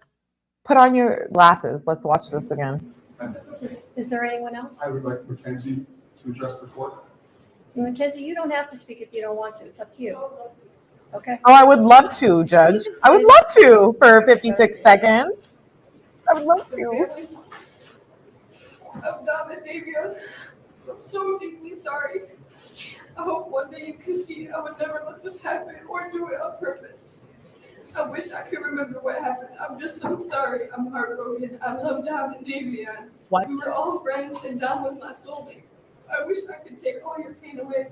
And I'm so sorry. Don't ask me what I'm And to my thinking. family, thank you for the support and all the love you guys give. Thank you for fighting with me. I love you all so much. I'm done. Thank you. Thank you. I'm done. Thank you. I'm done. I'm done, Judge. I'm done. I'm done. I don't think I've ever said that in a courtroom. Not that I've ever had to read a victim impact statement. Your Honor, may it please the court. First of all, I'd like to extend my condolences to the Russo and Flanagan family. Am I timed out? I can't imagine how difficult this is. Time me out, baby. It's terrible. Time me out. People's acts have consequences. You're going to be And timed the out. consequences here are up to you. You have a range of possibilities. Oh, As it timed it. I'll relates to say, a girl don't who come was for me. 17 at the time, who is now 19 years old and has no criminal record. And as you so correctly pointed out in the opening, the decision when she gets out is up to the parole board. And we know how the parole board operates. And we know that everybody gets flopped at least once. So a 15-year sentence becomes a 20-year sentence at minimum. And it'll be up to this young lady here as to how she's going to conduct herself for the next 20 years or whatever the sentence would be. That would be number one. Second of all, I'd like to say thank you so much for allowing and taking the time to read those letters. And I would like to concentrate on the letters from the people from juvenile court. First of all, Ms. Smith and Ms. Kent. Just kidding. They have been the people who have monitored her progress since she was entered the juvenile detention facility, where she was for about 9 months. And I would like to commend them for writing these letters, because ultimately, or initially, I tried to have them send a letter and the people at juvenile court wouldn't let them. And so they sent these letters anyways. And what do we see from their letters? We actually see where both of them say that she expressed remorse during the time. What the prosecutor played there was after the accident and way before she was ever incarcerated. They also both say that they have observed her grow as a person, that she's taken every single class possible, both culinary. I feel like, can I just be mean for a little bit? All right, okay. Put me in detention. I don't want to hear it. I just don't want to hear it. Not after that statement. McKenzie, sit the fuck down. Lawyer, with all respect, sit down. Also, I typed her speech.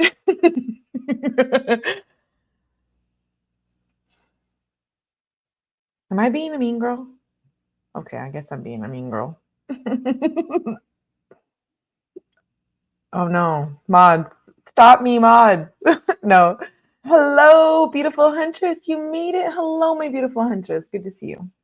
Hello, love. And college. Always so happy when she's you're actually here. Don't come for been me. a model in Don't the come for me. letters say, and that she has exhibited what they call the highest level of behavior. They grade people 1, 2, 3, 4.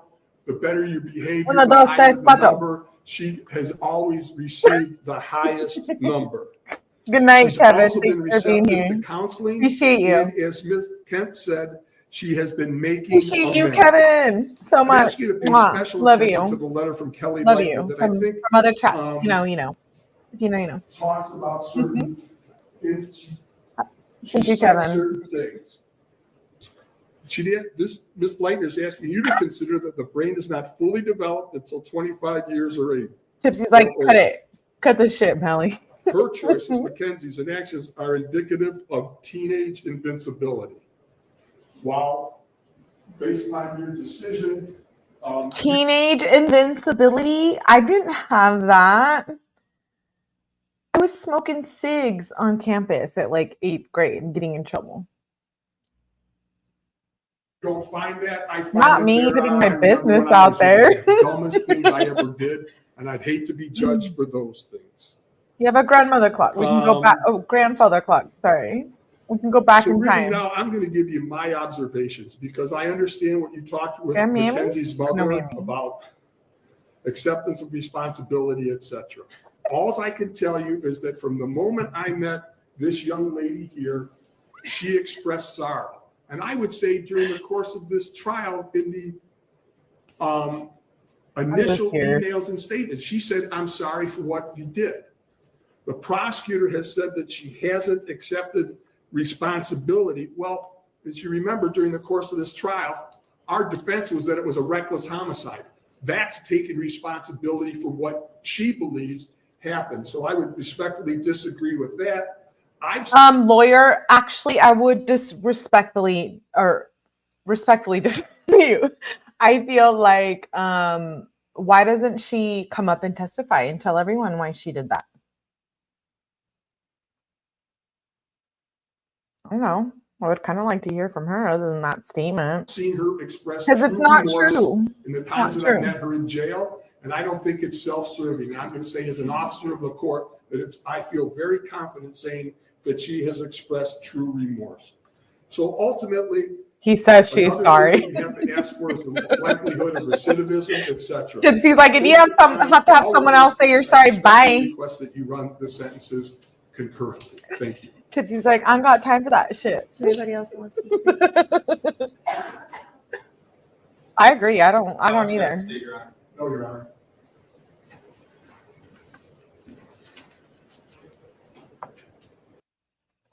An ABC News exclusive. You're going to meet a young woman with an extraordinary story of survival. She was the victim of a crime.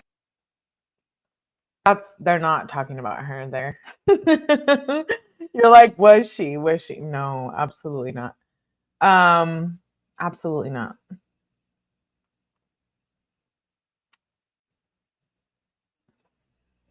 You want to hear what the judge had to say? I like the judge. I think that I will listen to the judge. If one day I'm in the court of the law and now we're listening to her, I will listen to the judge. Tell that judge, ma'am, Melly wants no smoke. Those decisions have forever altered the futures of 3 families, and of you also, McKenzie. And your decisions forever robbed Dominic and 𝗵𝗵𝗃 of the futures that they had. This is the judge giving her a verdict. If there is one thing that can be taken away from this case. Okay, I really love this. I really love this judge. The body cam footage is next, I swear. I swear, okay, but at least you can come to my channel and be like, Melly talked about this deep dive case. We went deep, baby. Like, you got the TikToks, you're gonna get the body cam footage, you got the family statements, you got the obituaries, you got the facts, you got the court dates, you got, what else do you need? What do you need from me? Wait, what else do you need? I feel like just enjoy it. Enjoy the body cam footage. Shout out to my girl Paula, but this is the judge now. She's going to give her verdict. So part 2 tomorrow, we're going to watch interrogation. So Melly, is this it? Part 1, número 1, quiere decir que mañana vamos a hacer parte 2. What are you saying? It means I'm talking to you in Spanish and I'm trying to see if you're awake and you pay attention. No, I'm just kidding. Tomorrow we do part 2 and we will be covering family interrogations, body cam. We have a lot of body cam, a lot. So we're going to be hearing from his family, his best friends, etc. Right now we're going to be hearing from the judge. Not me talking to you guys in Spanish. We got it all a little bit. Everybody's like, whatever you say. Whatever you say. That's why I love you guys. All of you here, every single one of you. I think I want to give you guys kisses. Who does that remind you of? Mwah. Kisses. Jamie? That reminds us of our friend Jamie? All right, let's listen to this. Case. As painful as it is this. Every decision we make is important. Every action we make is important. Beso. Regardless of whether the decision is a good one or a bad one, or the actions are good or not, the result is the same. The consequences ripple through time and affect many more people than one might think This is a at the verdict. time of the decision. In criminal cases, the state carries the greatest burden under our law, proof beyond a reasonable doubt. As I previously stated, I considered all the evidence presented. And at this point, I would like to comment specifically on Exhibit 802, the crash video. This is the type of evidence you can never unsee. You can never forget the visual or audio of this exhibit. It's chilling and tragic. As you Look at her face, as the judge says. This is the type of evidence you cannot unsee. Cannot unsee.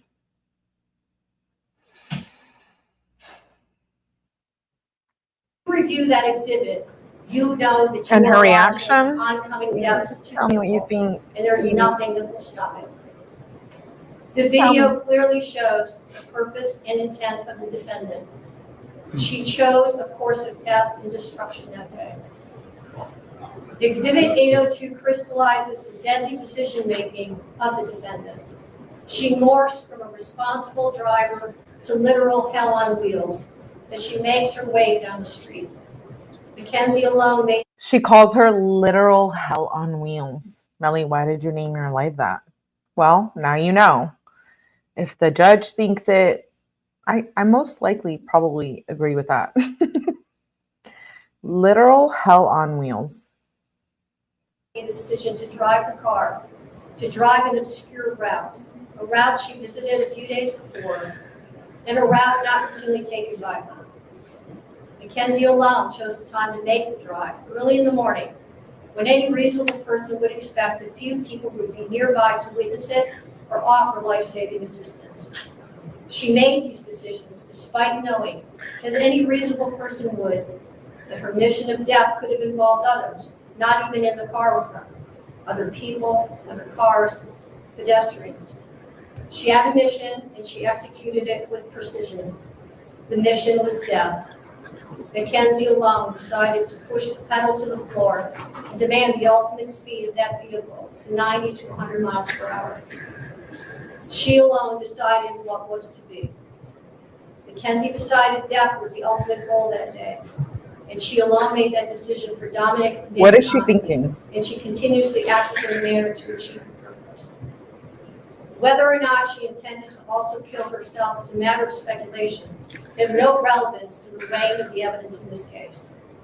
The totality of the evidence clearly demonstrates that McKenzie Shirilla acted purposely and intentionally. In the early morning hours of July 31st, 2022, her purpose was to kill. Hello, little buddy. I saw you, baby. Good to see you, girl. No reasonable fact Little buddy. could view Love the you. totality of this evidence in this case and come to any other conclusion. Her actions were controlled, methodical, deliberate, intentional, and purposeful. This was not reckless driving.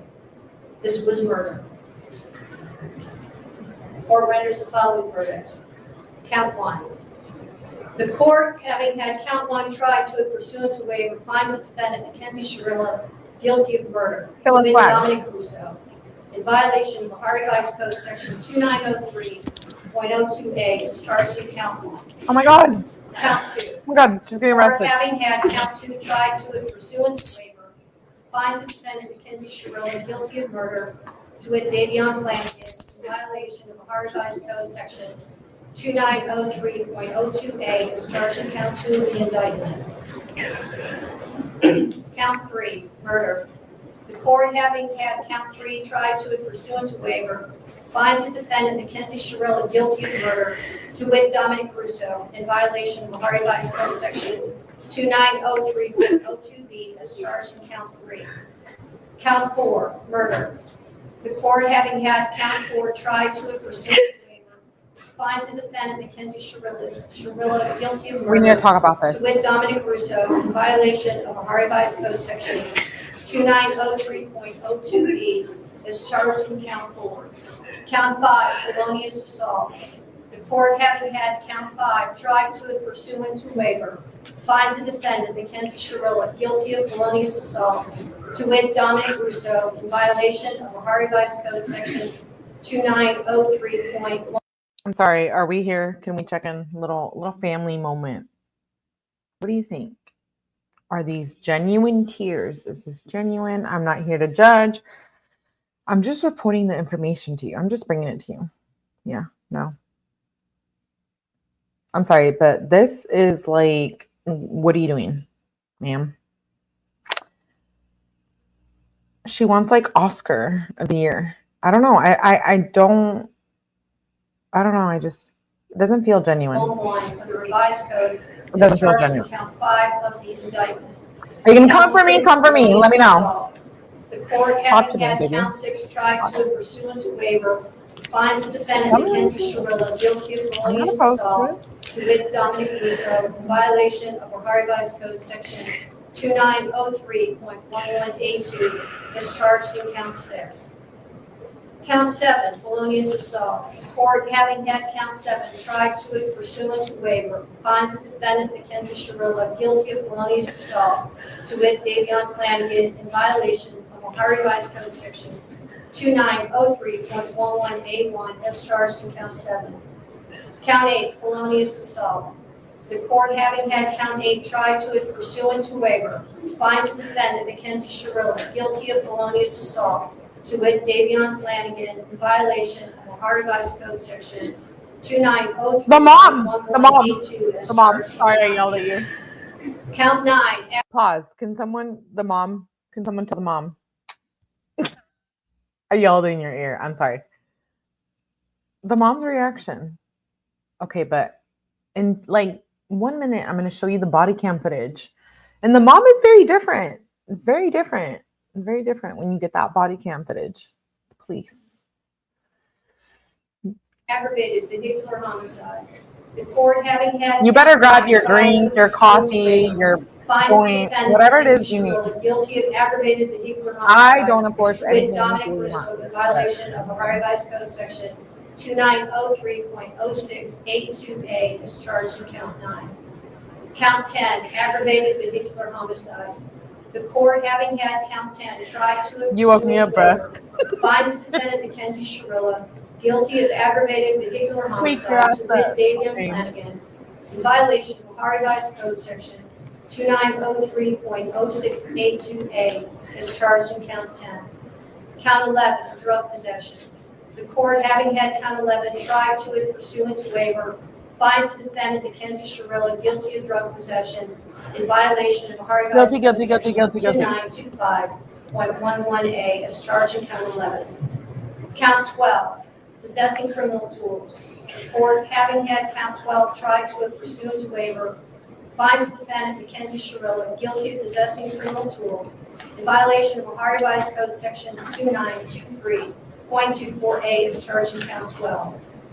The court having had count 12 tried to it pursuant to waiver finds the defendant McKenzie Shirilla guilty of possessing criminal tools and further finds the defendant did intend to use a substance, device, instrument, or article to wit the digital scale to commit the offense of a felony. Sentencing will be 1 week from today, August 21st at 1 p.m. If any party wishes to file a sentencing memorandum, it is to be filed by 4 p.m. on Thursday, August 17th. All right. All right, let's talk. Let's converse. I'm pulling up the body cam footage. Again, I want to keep in mind, I send my deepest sympathies to the loved ones of Dominic and Davion. As we get into the body cam footage, it is a little more aggressive. It is a little more out there.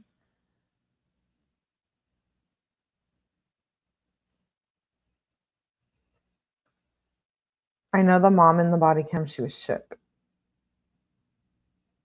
Yeah. All right. I'm going to show the arrest.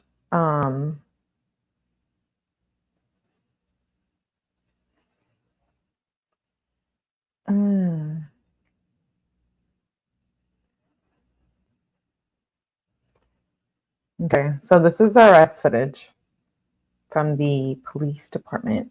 Here we go, getting into the body cam. It's a little quiet at the beginning, but just deal. Bear with me. Bear with me. I think her tears are for herself and her loss of freedom. Yes, I agree, Tipsy. She cares about no one but herself. Absolutely.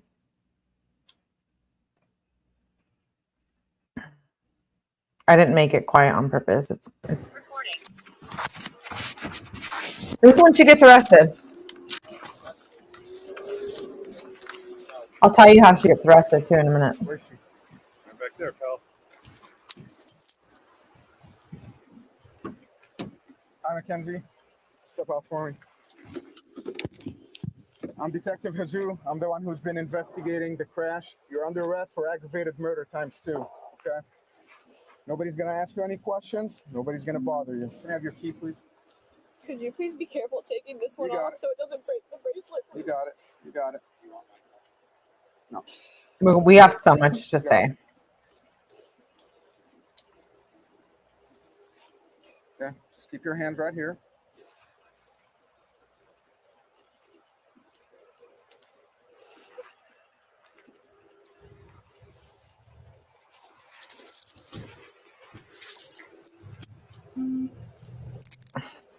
You're not gonna tighten these, okay? We don't want to hurt you.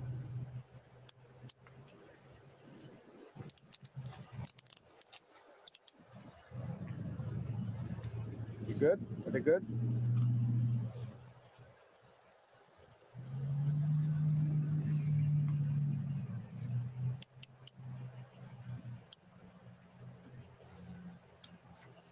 Thank you.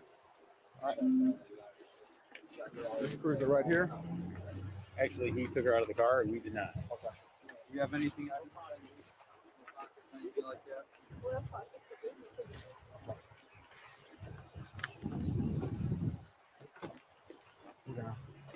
your head going in. Oh my gosh.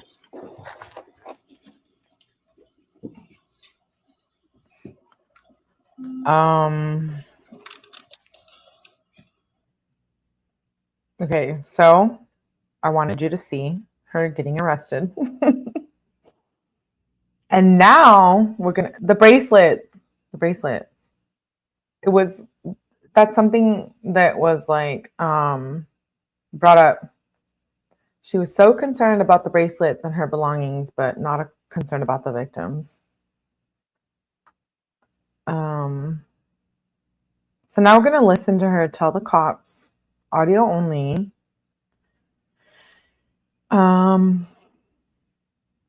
Here we go. Listen to this. It's wild. Just for your respective privacy. Steve, come. All right.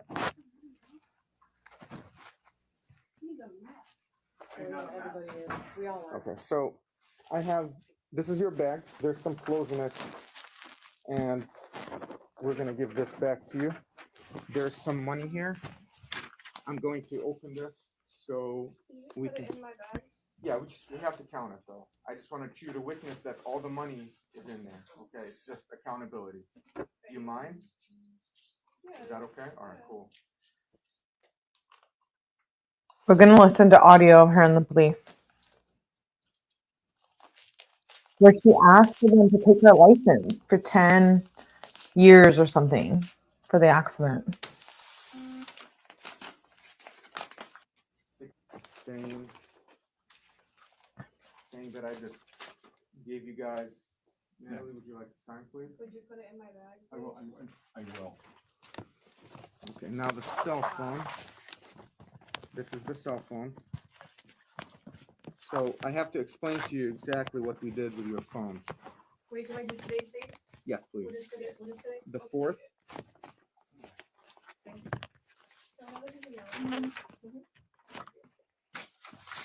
Okay. So by law, I have to give you, this is your phone. So here's back to you. Thank you so much. Okay. Now, this is a search warrant. The judge, Cuyahoga County Judge Russo signed it. Can we pause for a minute? You had search activity, you downloaded the data. Everything now, nobody's looking at? Nobody's looking, but we mirrored the phone. We're gonna look through the phone. Right, but We everything have- she does yeah. now. Now she's on her It's own. a mom with her. All we care about is free. Right now, I'm not concerned what she does. She's free to do whatever she wants. But by law, this is the receipt of what we did, which is a download of the data, and this is the search warrant. Now, the search warrant lists the crime we're investigating as an aggravated vehicular homicide ×2, okay? Because 2 people were killed in a car crash. It does not mean, I'm gonna make Melly loves a mom. We're not charging you. Absolutely not. This is just what the crime we have to investigate. So there's a crash and there is the criminal aspect of it. And we just have to look at both so we can eliminate if we have anything to eliminate. But ultimately, it goes to the prosecutor's office, Cuyahoga County. They will look at it since Kenzie was a juvenile at the time the crash happened. They will decide if she gets charged or not. So right now, I'm not going to interview her. She's obviously not in a good place to be interviewed. She has an attorney. Once she's released, I gave you my contact info. Have your lawyer give me a call or give me your lawyer's contact info, and then I'll call him. And if he wants her to cooperate, that's his decision. If he doesn't want her to cooperate, that's his decision. I do want you to know that a lot of people are coming to us and reporting things, and so usually, Yes, I was told that. usually the most accurate information we're going to get is from her. So whether or not she chooses to cooperate on advice of This is body cam footage. We're reviewing the audio between the mom and when she gets arrested. That's the investigation. It That's doesn't why. matter if it has nothing to do with the crash. Well, right? 'Cause we don't know. We have to put everything together. But this is a copy of the search warrant with the affidavit and everything that the judge looked at. Okay? I'm going to take my paperwork back. Do you have any questions for me at this time? I have one. Were they able to pull video? I know you off the building across the street. Well, I again, I cannot comment on the investigation, but we have some evidence that we're going collecting. through my Snapchat too, like opening stuff? We did not, we just narrowed your Because I phone. see like three of them open. We did not. But either way, even if we did, we have a search warrant, so, which allows, us- downloaded we're stuff. going to look. Why at does she every- care about her property and not Okay, the up until victims the this moment whole that I time? gave it back to you, or until the moment we married it, so. We also have, we're gonna look at the car tomorrow, we're gonna download the black box from the car, so we know if there was any type of error. We're gonna have OSP, they're sending a reconstruction, trooper to look at it and download the material. We also got a search warrant for that as well. Where is It's on March Road. It's in our possession, it's in our impound lot. My on March insurance Road. said that they pay for storage fees. Yeah, that's fine, but we're not releasing it yet, so they're not gonna be able to go look. Mackenzie, no one cares about your storage fees or your belongings. Why are you not remorseful? What's going on? No, I didn't know if I had to pay. Like, what the- storage fee. I'm just trying to, I Your don't even know. insurance should. With a lawyer or not, it's like, what are you Your doing? attorney is, What's even going on? Contact information. Can I send it to you later? Because I have a meeting Yeah, with him. absolutely. We haven't officially shook That's- hands and and listen. dotted i's and t's. We're having a conference call this afternoon. This is a very difficult situation, and you can put this on the record. I am not here to try to interview your daughter and get some incriminating info. I'm not. I know. At this point, we are investigating. I want to protect her constitutional rights. So it's very, very important that your lawyer gets in contact with me, or I get in contact with him, so we can say, hey, sir, are you going to let her cooperate or not? If he says we're not saying anything, then we have to build our case based on everything else. Unfortunately, there were 3 people in the car. Only one is still around to tell us what happened. Yeah. So, but the decision's hers. Okay. When do we find out about mechanical errors? What's the time frame on Nothing that? is going to come out anytime soon. This is going to take months. I want you to please understand that I'm going to be your point of contact with 𝐁𝐮𝐲 police, but it's not going to be a quick process. I'm not going to call you next week and be like, yeah, case done. Will we know if anybody's pressing charges? Yeah, answer my questions. It's the county. Now. It's not the families. Okay, the state chooses whether or not they want to charge it. Not the people. This is not a civil. We're dealing with a criminal aspect. If there's Can I say something to her? Yes.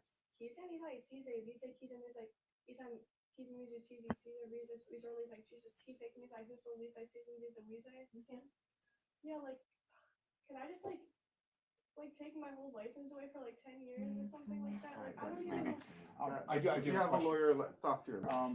My daughter was living with Dom Well, at his house. Well, spending most of her the time time there, there. not I believe her purse is over at. So was at her- Davey. Her purse is with us. Yeah. Is it? What's your purse? It's Christian Dior. Okay, not the Michael Kors.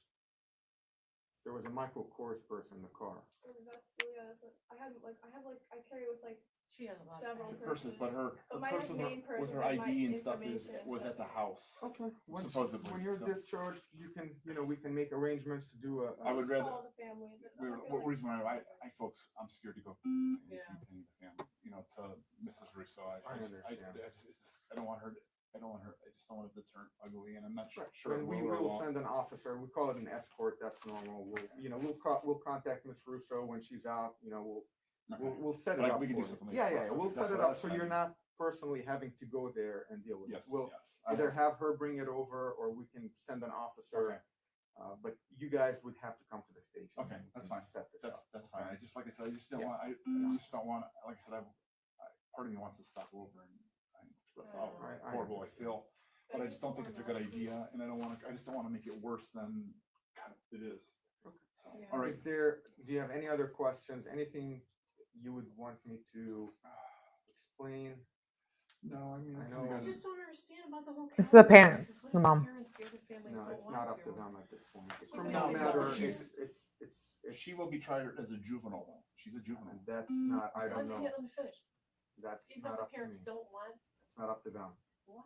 Because that's harm against society too. So that's not up to me. I just do the here, prosecutor. We got sent to this call. Here's what we find out. Here's the evidence we have. Whether it's for her or against her, we just give them everything. Your lawyer will get that as well.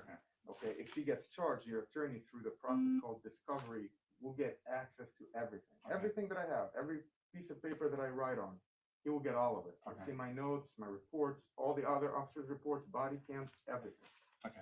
And then the Wait, county there's decides. videos, they had body cameras on and they. Oh, every single Oh officer my is God, wearing a can I body please camera. see it? Not at this point. Why can't I see it? Not right now. Not McKenzie wanting to see the body cam footage. Everything's evidence. What a dick. After it's evidence, am I able to see it? After the evidence, after this is all over. I'm sorry, I have nothing nice to say about that. It's all public record.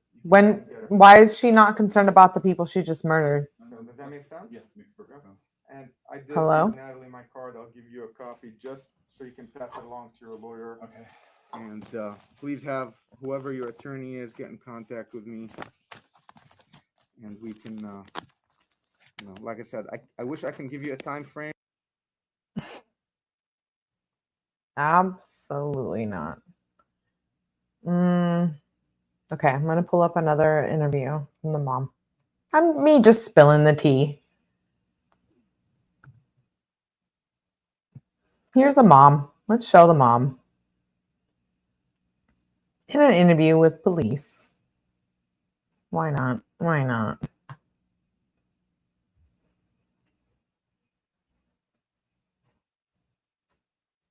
This is a mom with the police.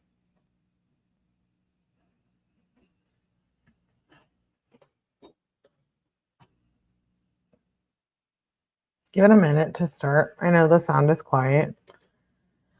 Awkward silence. Wait, or did I just not push this? Recording. There we go. We talked to the prosecutor's office. We talked about the specifics of the case and everything like that. They said you don't know that, so we don't have a use for it now. So that should help with that. Let me get. What happens now? What am I doing? Okay. Well, It's the mom with the police. So, The lawyer said they called and said that, you know, not to talk to any cops because she's legal counsel. yeah, and we read her rights. She's 18, and we are not going to ask her any questions. We have nothing to ask her, so we're not going to ask her anything anyway. So when we're done with our booking process, she will likely be processed downtown. We'll transport her downtown. I don't even know where downtown is. What even is that? Yeah, well, and I don't know, or did they move? She'll be going to the juvenile detention center. I can just Google You that in can the maps. Google the Cuyahoga County Juvenile Detention Center. And then what happens there, we still don't know, because at the time of the crime, she was a juvenile. However, now she's 18. So there is a very good chance that they will process her in the juvenile detention center and then send her to the justice center. Where the 18 and overs are. Where the adults So are. they will like eat her alive. So Yeah, they will eat her alive, ma'am. That's their processes that have nothing to do with Once we transport her downtown, you know, we don't have anything to do with how that process is going to work. Where is she staying? Downtown? Wherever She'll stay at the downtown. either at The juvenile detention jail. center or the justice center, Yeah. one of the two, You know whatever. what time she'll, like what time? Right now, she's going. Within the next, I'd say 15 minutes. I would say very soon. She's fine. She's fine. I know she's, when she got taken away, she was like, it's okay, Mom. I know this is just a tragedy. So, okay. No, So that's it. Then it's not a tragedy. Yeah, and again, any other questions that you have, if you call here, we will say nothing. Hey, I'm talking to the police. They gave me my phone back and she's actually getting transferred to juvie like in the next couple minutes. Okay. No, she knows, and they're not gonna ask her any questions anyway. They read her rights, she knows all that. I'm coming to the car. Bye. That's the mom.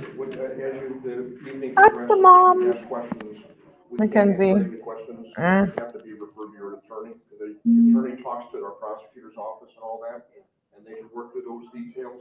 And anything to do with the detention home or county, we have nothing to do with that. It's their process. So she's going to be out the door here soon and on the way down to county.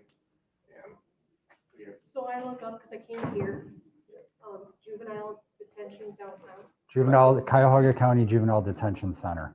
Okay. It's on the east side of Cuyahoga Cleveland. County Juvenile Detention. Yeah. Says the mom talking with the police. I'm not trying to be mean. I'm gonna be mean. What the fuck is wrong with her mom? Like, what is going on? What is going on?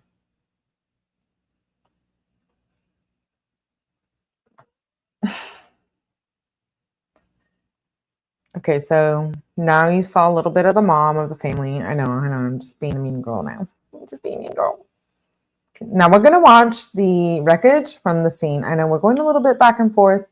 I want you to get like a little taste of everything. Now we're going to watch the accident. We're going to watch a few minutes of this. What do we think? Radio, no one's conscious. No one's breathing. Bust that window out. All right.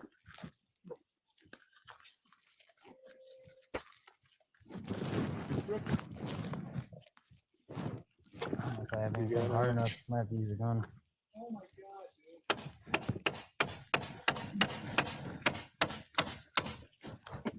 Oh wait, hold on. You can hear my voice. Drivers, radio, driver, breathing, unconscious. I copy. Radio, all three. Come here. Pull up the plate. Let him pull it in. All right. Radio, quick.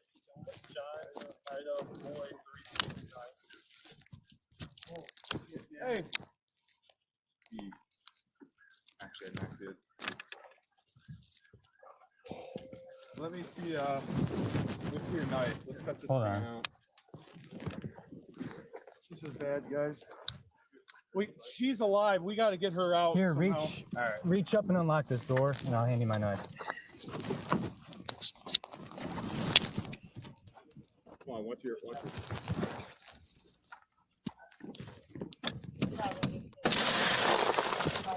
This is how bad the accident was. Are you getting it? I'm showing the body cam footage for purposes like educational purposes. Now you know what I'm talking about when you see all of this footage.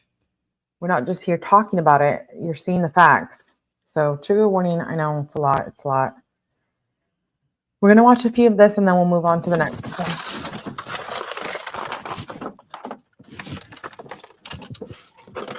How bad was this accident? Pretty bad. Cut that out. Pretty bad.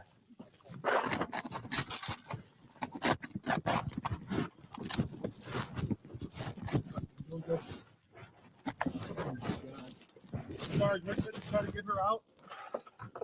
Oh, dude, I don't know if we can. Just wait until it's live.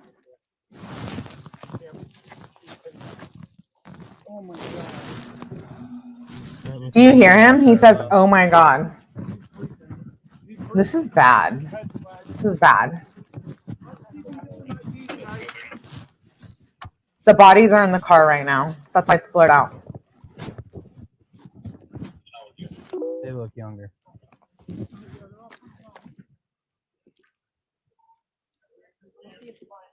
Front passenger,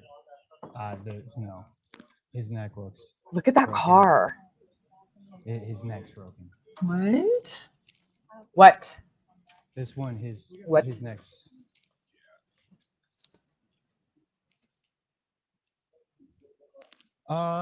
We should start blocking off the traffic. 44, can you start setting up the block traffic north on Alameda?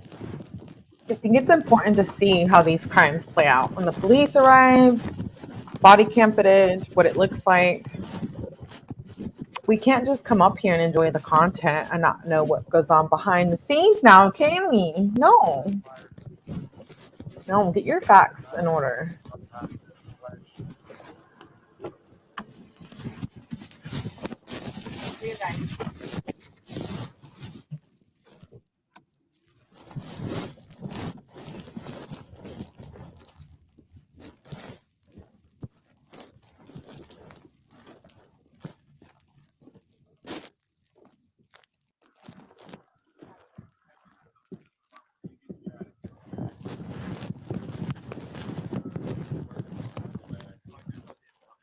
All right, thanks. Good job.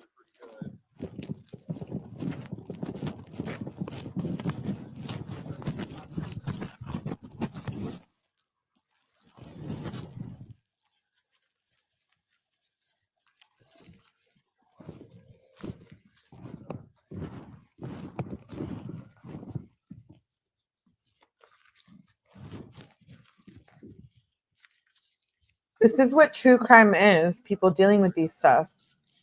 Police officers, family members. Do we have cameras or anything that we can start looking? Here you go. For? Just to find work. Here you go. Look at the car in pieces.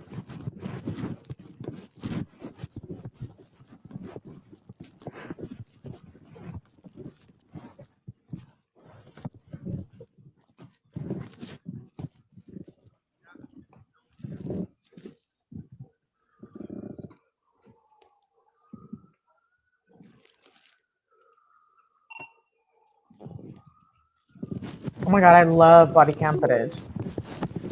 Because if you weren't there or you don't see it, then you're just, what are you going off of? Right? We do it all the time on true crime in here on YouTube. But at least here now, you know, this was a body cam footage. This was the scene of the crime.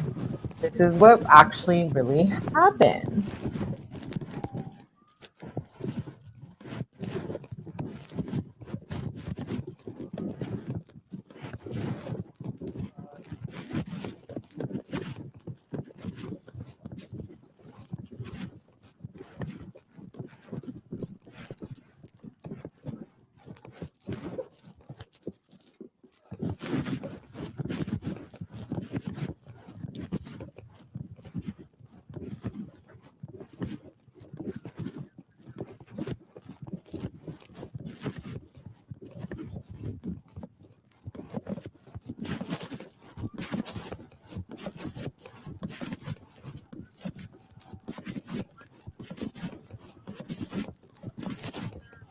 Just gonna watch a few minutes of the body cam footage.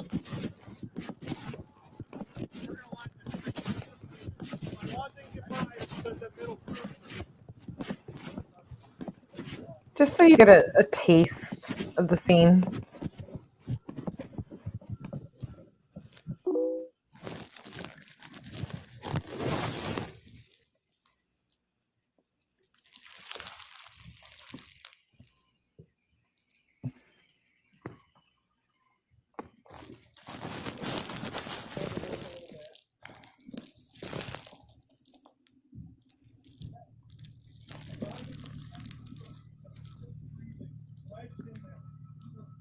Look at the car. Down in 30 seconds. All those pieces are the car. 100 miles per hour into a brick building. This is real footage. Body worn down, This is canceled. bad. It's bad. The bodies are still in the car, by the way.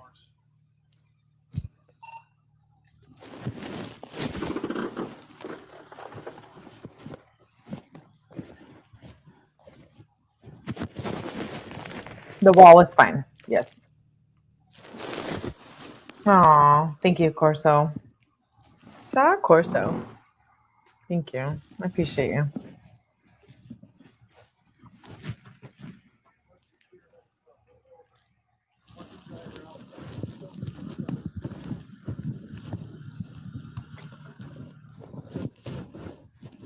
We're going to play like 2 more minutes of this.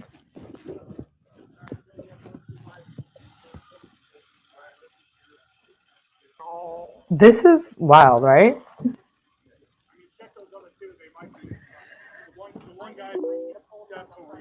The front passenger, he's. Ooh, the front passenger.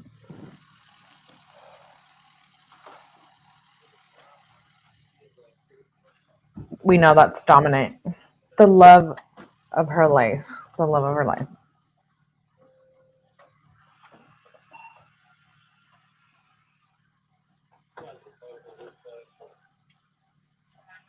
Actually, give me a cut here.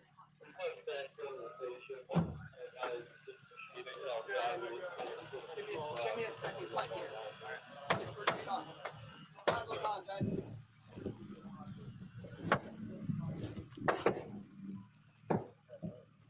breaking the windows.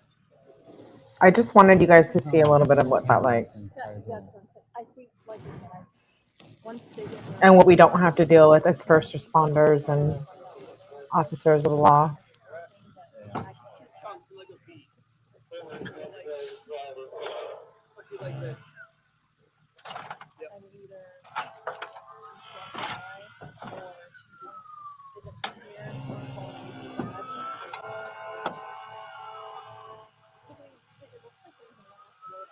They did. The tracks were right behind my car.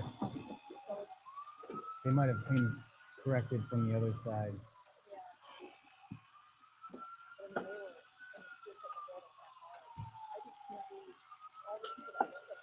Imagine this is you or your loved one. Factory type settings. It's dark over here. The engine's still a little warm, I think. So. All right. I know. It's a lot to deal with. I know. Do you want me to hug you and kiss you? We're gonna watch Mackenzie now being transported because I can't deal with her shit, but we're gonna watch it. Let me know what you think. I went from the crime scene to this boring. She's being arrested in the police car.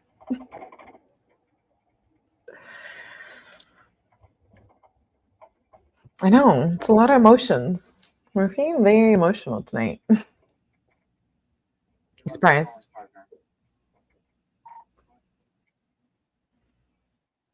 Make sure that the juvenile fact sheet that I just wanted you to see. Not a lot happens in the transport video, but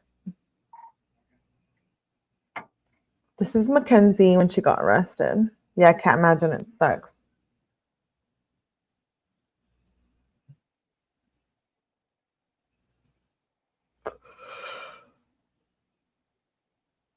We're only going to watch her for a little bit because I can't handle much of it.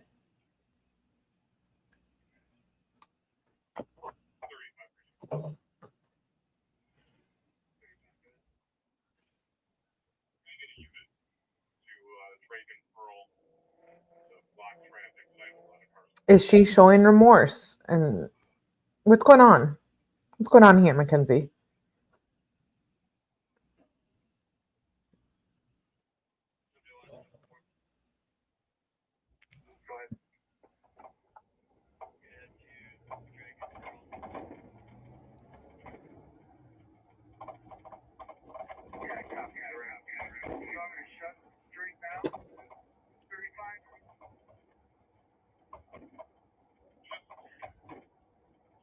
The bracelets, right, NorCal. Trust me, we're not watching very much of her here because I can't handle it. I cannot. But I wanted you guys to see the body cam footage in the police car. I can't handle it, though. I can't handle it.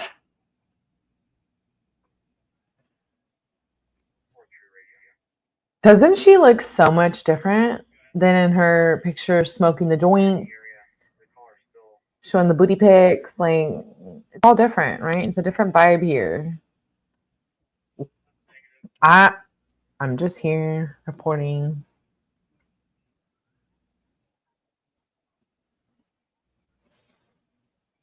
I think the personality change is wild. She doesn't even look like herself in that other picture where she's smoking the joint.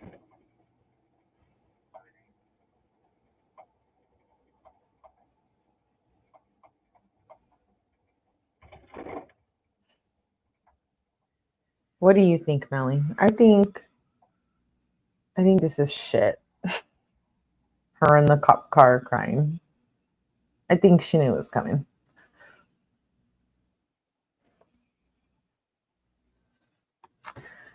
All right, like one more minute of this and then I'm done with Mackenzie. Okay, so you saw Mama Bear acting up for her in court, and you see her in the body cam footage. And now you're gonna watch her daddy. We're going to watch a little clip, a little 2-minute clip on the dad.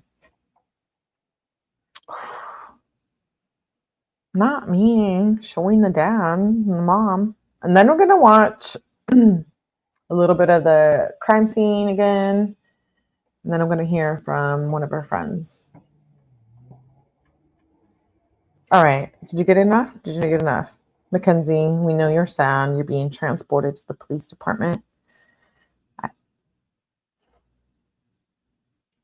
No comment. No comment. This is her dad. He watched her mom. I thought it was important to show this information with the mom and the dad.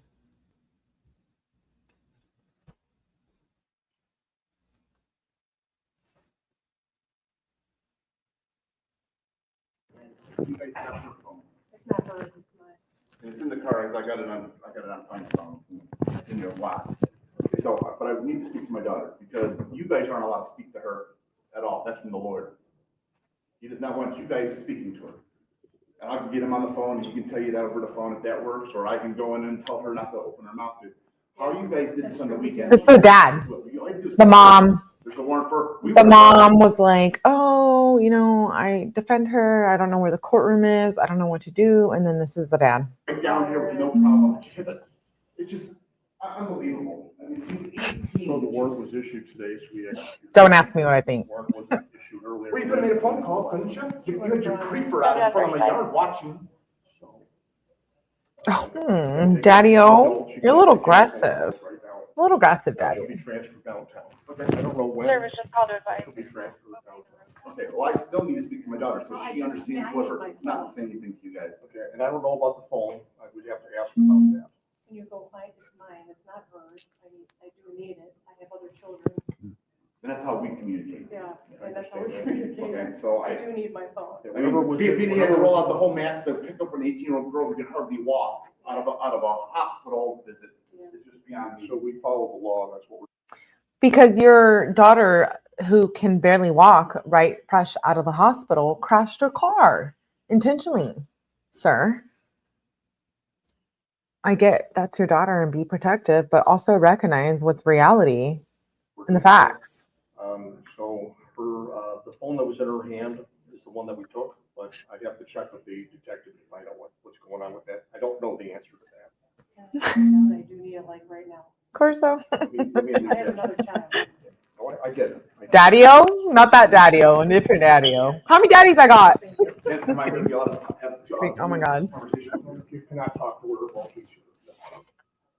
Why doesn't she get a phone call? If you arrest her, why don't she get a phone call? She was just brought in. They're going to process her as soon as they get the time for her to make a phone call. She will be able to make a phone Chill call. out, daddy-o. She's a lawyer. She does have a lawyer. She is 18 years old and she could speak that. Yeah, but she's a dumb 18-year-old that just turned 18. Well, And you guys are, no, all the kids nowadays are dumb. And these guys are gonna take advantage of it. She's not allowed to speak to you guys. I'm telling you that. Her from attorney lawyer. can call us. Don't ask her any questions. She's not allowed to speak. So you dial the number and ring it. Yeah, it's her phone. We're not giving it back. It's her phone.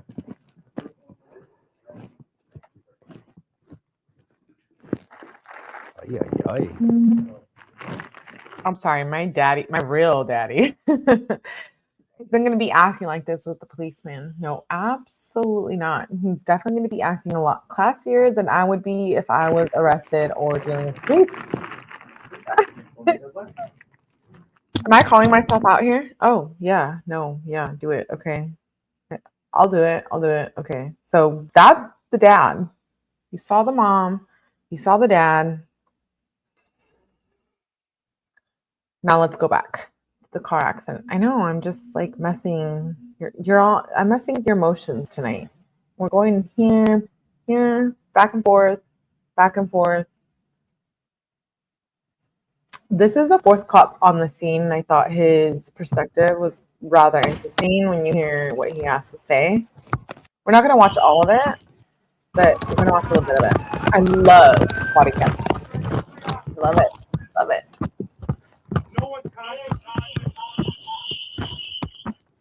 This is a fourth cop on the scene. Fourth cop.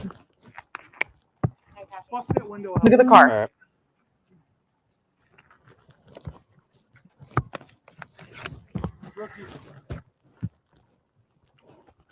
You got Oh my God.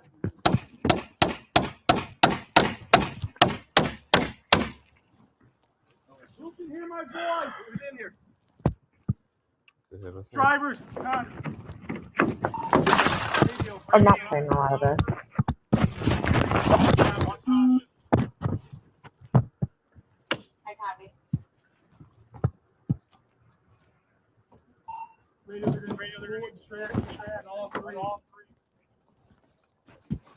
Come here. Call him the plate. Let him call it in. All right. Look at all the airbags. Oh, shit, man. Hey. Not good, not good. Listen to the officers. Let me see your knife. Let's cut this thing out. He said, holy shit, man. This is bad, guys. This is bad, guys. She's alive. We got to get her out here. All right. Reach up and unlock this door.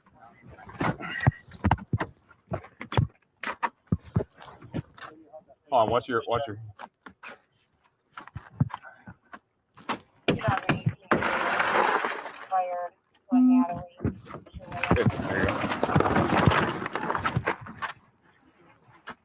If you didn't know, McKenzie had to be, all of them had to be, what do they call it when you get pulled out of a car? What's the word? I can't think of it now, but I'm sure we'll hear it here now. They're having to be pulled out of the car with tools, and then McKenzie gets life flighted, and the other two are pronounced dead at the scene. So, although we see redacted footage, just keep in mind that that's not what they're seeing. I'm just playing a few minutes of this.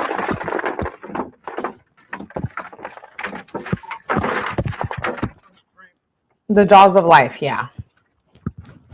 There's another word for it, though. It's like, it's a professional one for that. You doing good? All right.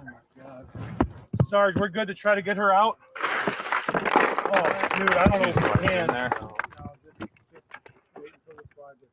And you hear them say, like, oh my God, this is bad. This is bad.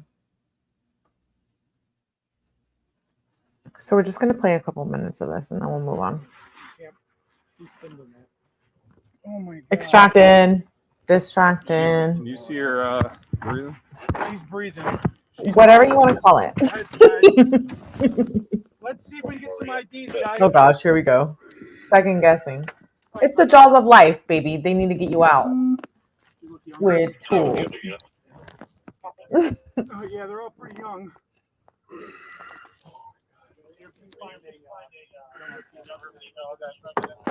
I don't feel anything. I don't feel a pulse. She's breathing. I saw her stomach. Her stomach's. Oh yeah, yeah.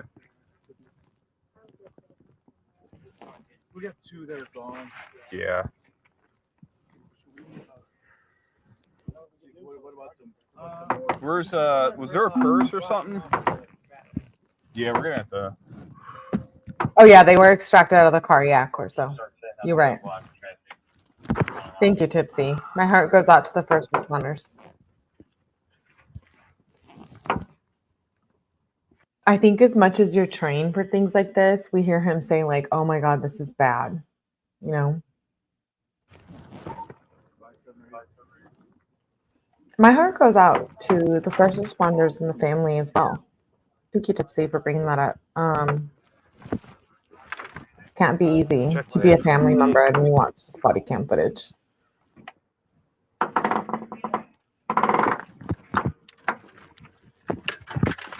Look at the car.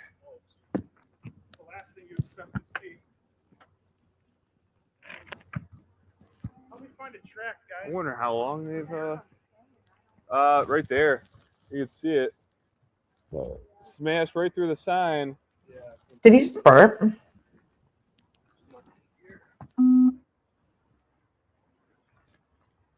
She's moving a little bit. She can move her leg.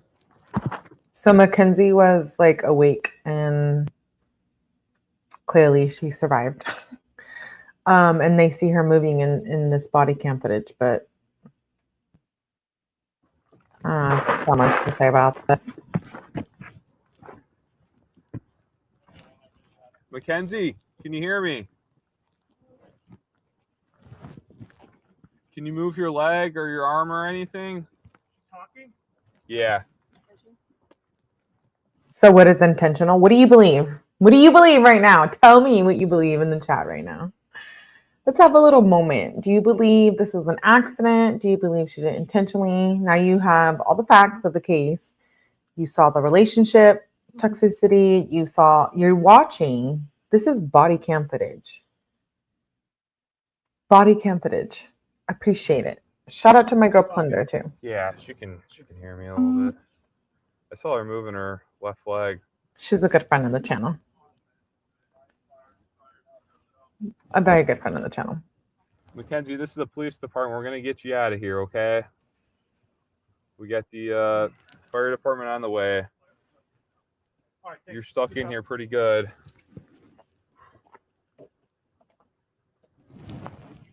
Talking to them. No, I mean, we're just gonna wait Jesus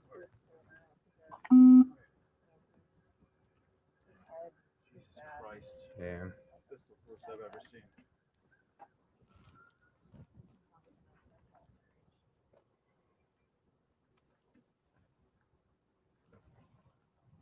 There's nothing we can do right now, guys. Hope fire hurries up. No. There is nothing we can do. No.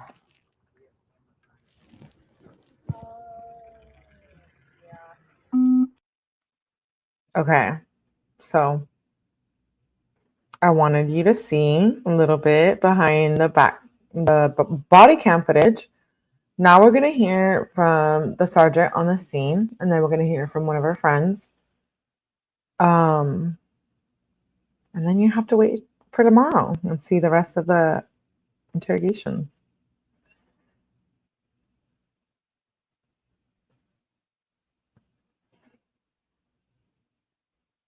I know, it's wild.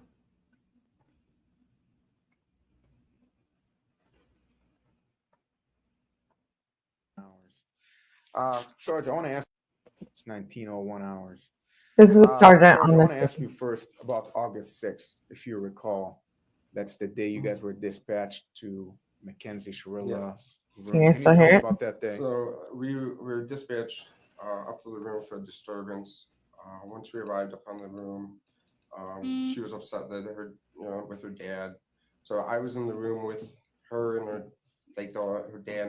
And if I recall correctly, her mom was in the room too.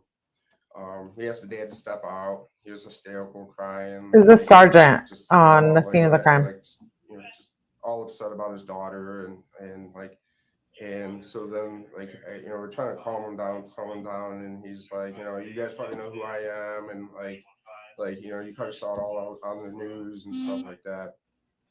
So, and he's like, at one point in the conversation, he's like, I feel like my daughter needs a psych evaluation, and he's like, because she's not thinking clearly, and blah blah blah.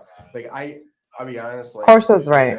Shout out Corso. Word for word, what he said. I don't recall every word that he said. How much can you handle He in was me? hysterical. He was pretty upset, and we sat him at the waiting room down the hall, and that was Not a lot, I bet. upset with her dad because she wanted to leave to go to the funerals, and he's This is a sergeant, they got by the way. some kind of argument about it, and that was it.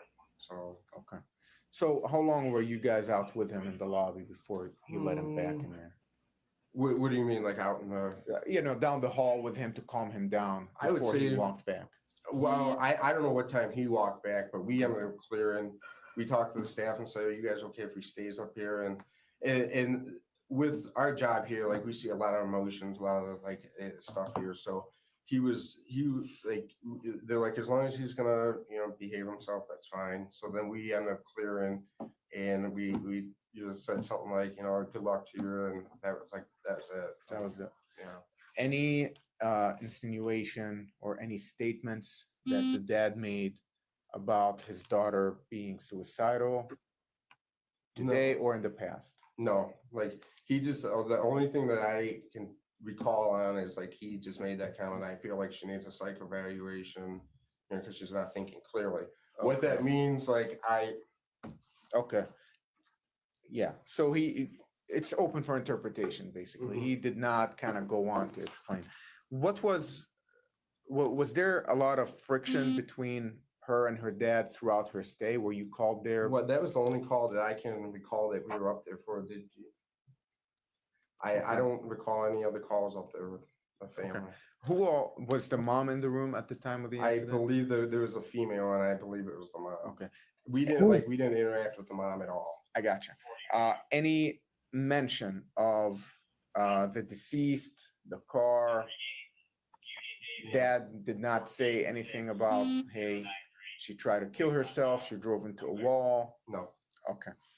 All right.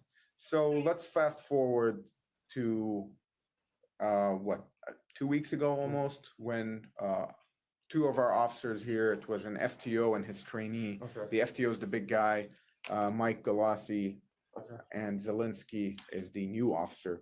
Ironically, those are the first responders at the crash. So they're the ones who actually first got there. So what happened? So I went up to them, talked to them because they were up here for another motor vehicle accident. So when that patient came in, we found a magazine on him. I don't know if you heard about that or not. We found a magazine on him, and I told my officer to call out to Strong's to see if like you guys found a firearm on that patient. And so I just happened to see them in the ED, and I said, hey, I'm like, Sergeant, by the way. Where the magazine that we found, and then they said, they're like, yeah, we went back up to the scene. We didn't find a gun or anything. And I said, you know, I'm like, even though it doesn't matter, I'm like, does the person have a valid CCW and not a felon? And I said, anyone can carry like ammunition, like, but working here in a hospital, people see ammunition and they get a little edgy. So then, like, while we were talking, I said, you know, did you guys ever charge that, charge out the, female yet from that crash? And he said, and like the one guy's like, no, not yet. Like kind of like saying like, hey, it's coming soon. So I said, yeah, we had a little interaction with the dad. I said, and I pretty much told them the same thing I told you. But at the end of it, like I said, I'm like, oh, I said I heard that she intentionally did it. Meaning like I heard that she intentionally did it through other law enforcement source. Gotcha. Ooh, intentional. So at no point was it that you heard it from Shirilla's dad? No. Okay. Can I ask who you heard it from? I was at a party and like there was a bunch of cops there, and it was like a third party. Okay. Was it SPD officers? No.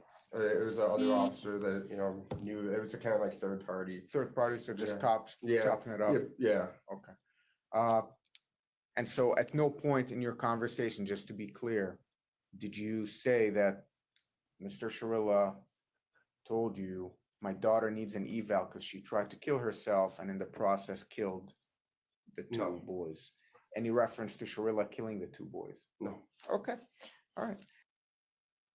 Okay, we're getting down to the deep dive of it all.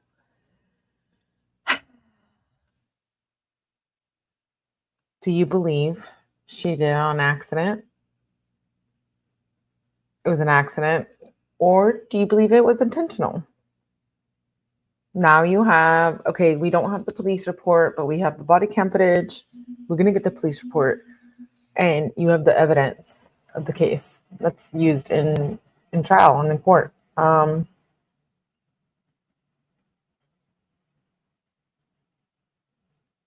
Intentional.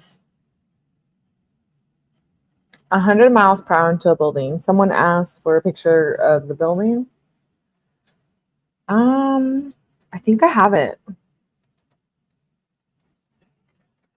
You can have it.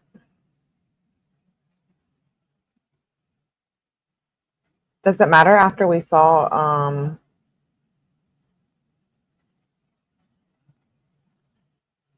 the scene? Okay, here we go.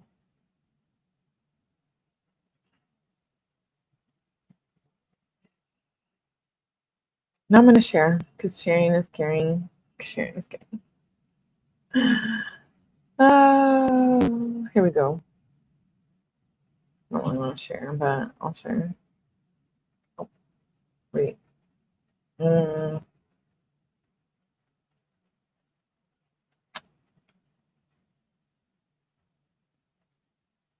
we go.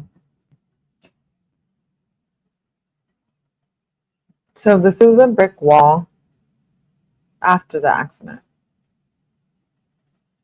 I can't zoom in, but I'm sure you can. Zoom in. Shit. That's the wall.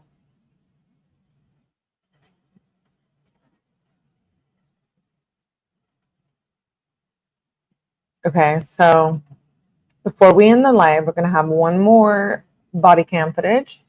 And it's going to be of the friend who claimed they were at her house the night before the party, partying up like at her house. And I think it's important. So we're going to play that before we end the live. And then tomorrow we'll continue with the ongoing police interrogation. We're going to do a part 2 tomorrow, where the family comes up and speaks up about in the footage about their life. Dominic and Davian's. So it is Tuesday, 8/9/2020 at 12:42. So how do you say your last name? Vraja? Vraja? This is the friend whose house they were at the night of partying. Yes. I'm not going to play all of it, but we'll play some of it.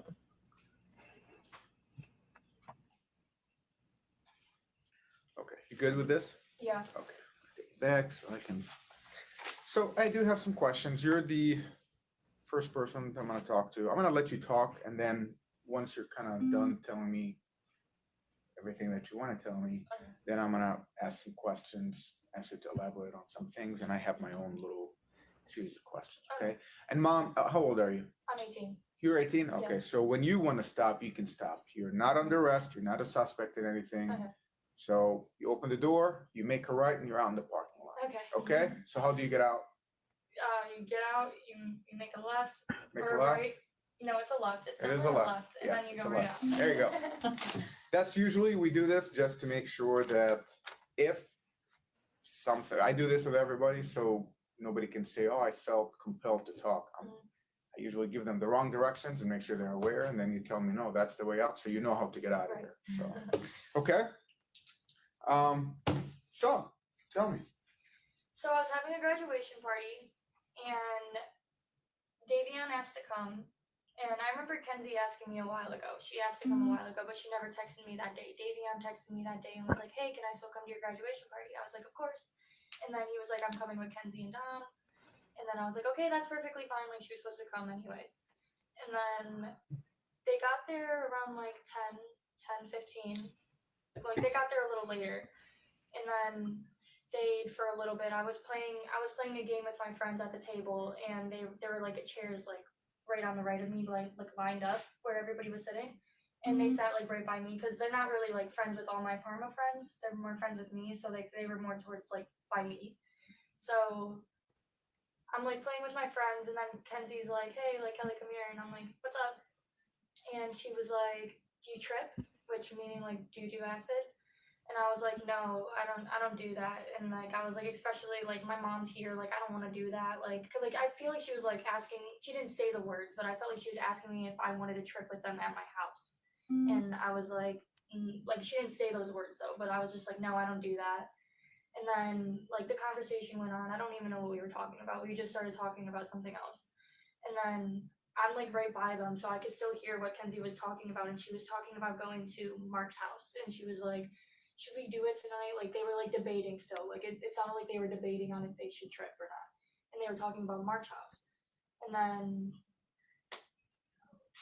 like 20 minutes later, like they left.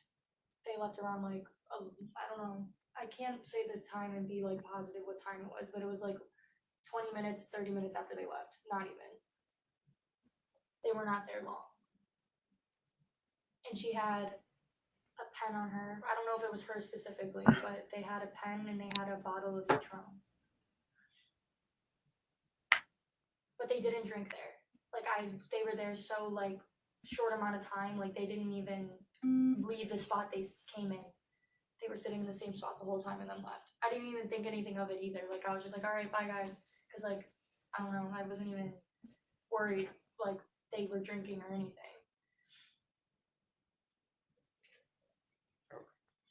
So let me ask some follow-up questions.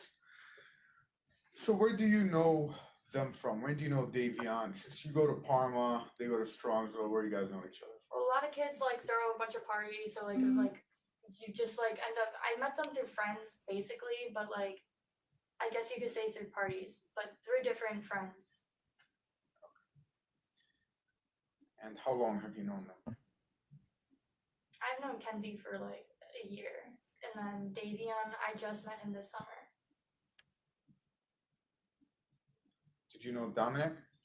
It's Kenzie's boyfriend.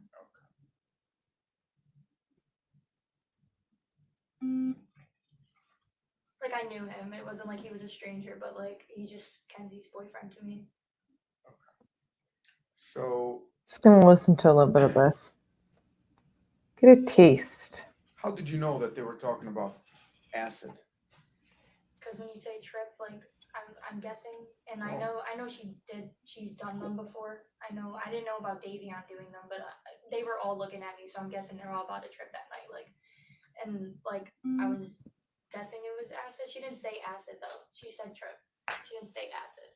So I know this sounds goofy, but you didn't think they're gonna take you on a trip? No. Physically? No, I do not think that at all.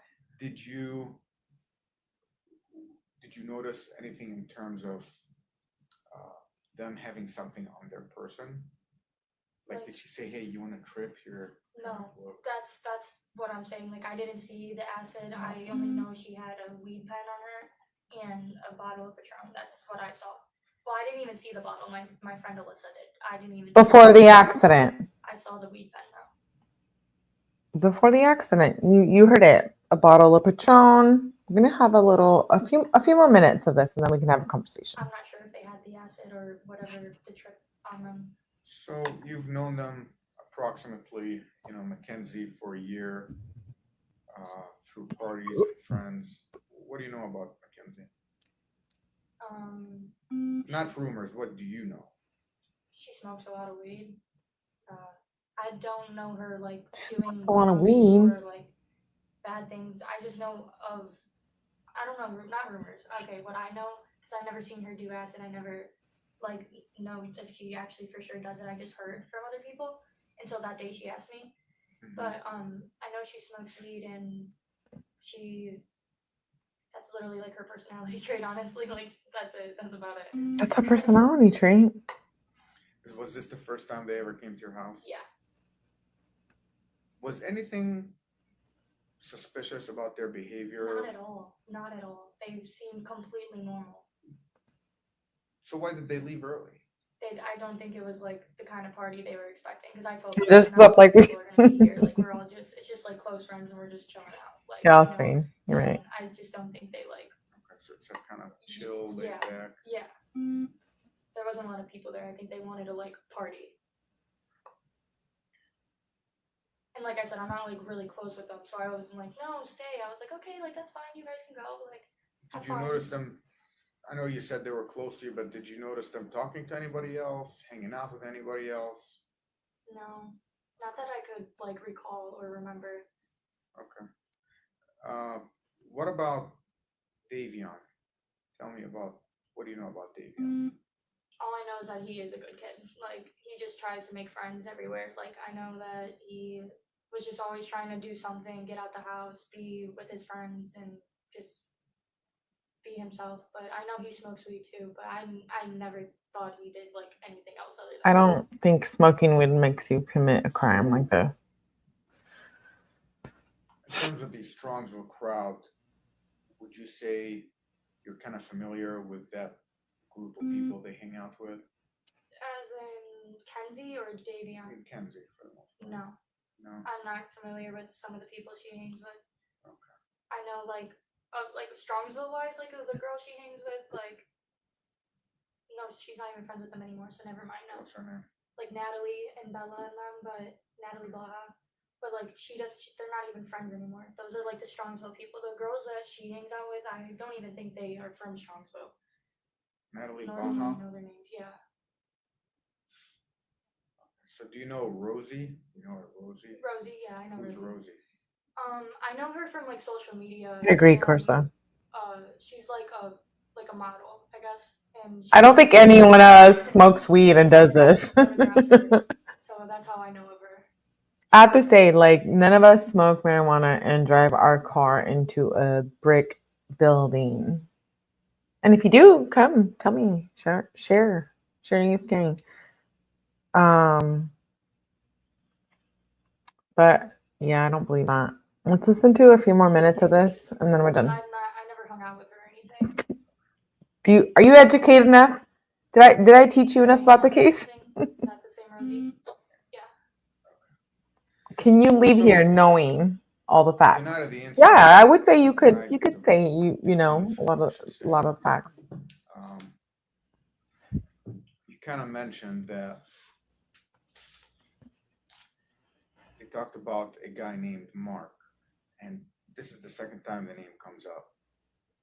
Is there absolutely anything you've heard through social media, anything about this Mark guy, where he lives? Oh no, is there a quiz? Oh yeah, you're all being quizzed, I baby. only know where he lives because I've been to he was throwing parties this summer a lot.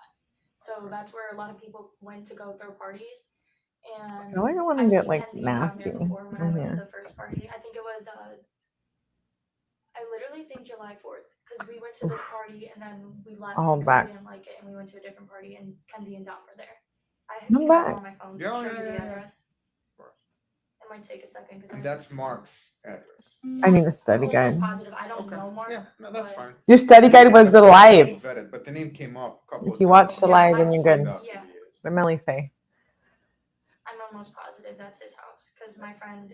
What's the winnings? Oh, Corso wants to know what he wins. Okay. Do you know if Kenzie buys or sells weed? Like a little mini. Suddenly, the true crime live turned into like a naughty live. I'm down for it. I'm down. Dealer. That's the problem here.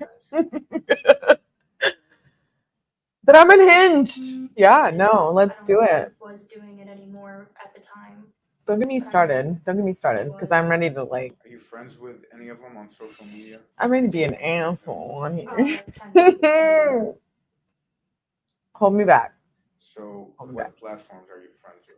Like Snapchat and Instagram and TikTok.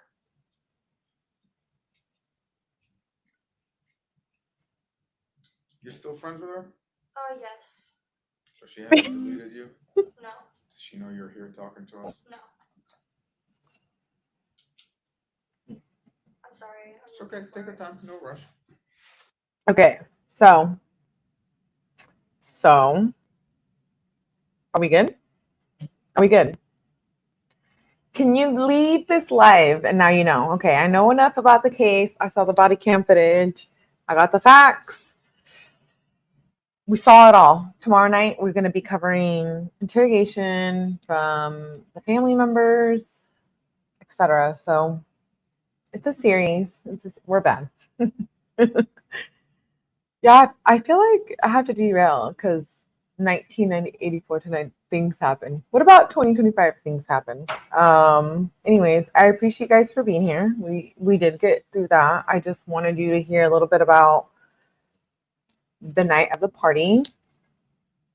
Again, on the screen we have Davion and Dominic, victims of Mackenzie's crash, crime, etc. Do I think 15 years to life with the eligibility of parole at 15 years is enough. No, I don't. Not unless they're going to let Jamie off too, 𝗵𝗂𝗯𝗀𝗃. But I do feel like social media plays a role into this, and I feel like her parents enabled her as well, McKenzie's. And so I'm not a professional. I'm just reporting the facts. My heart goes out to the families of Dominic and Davion. And that's why I'm here, bringing the case to you. McKenzie is serving her sentence with an appeal that we're going to read here soon, in the next few days.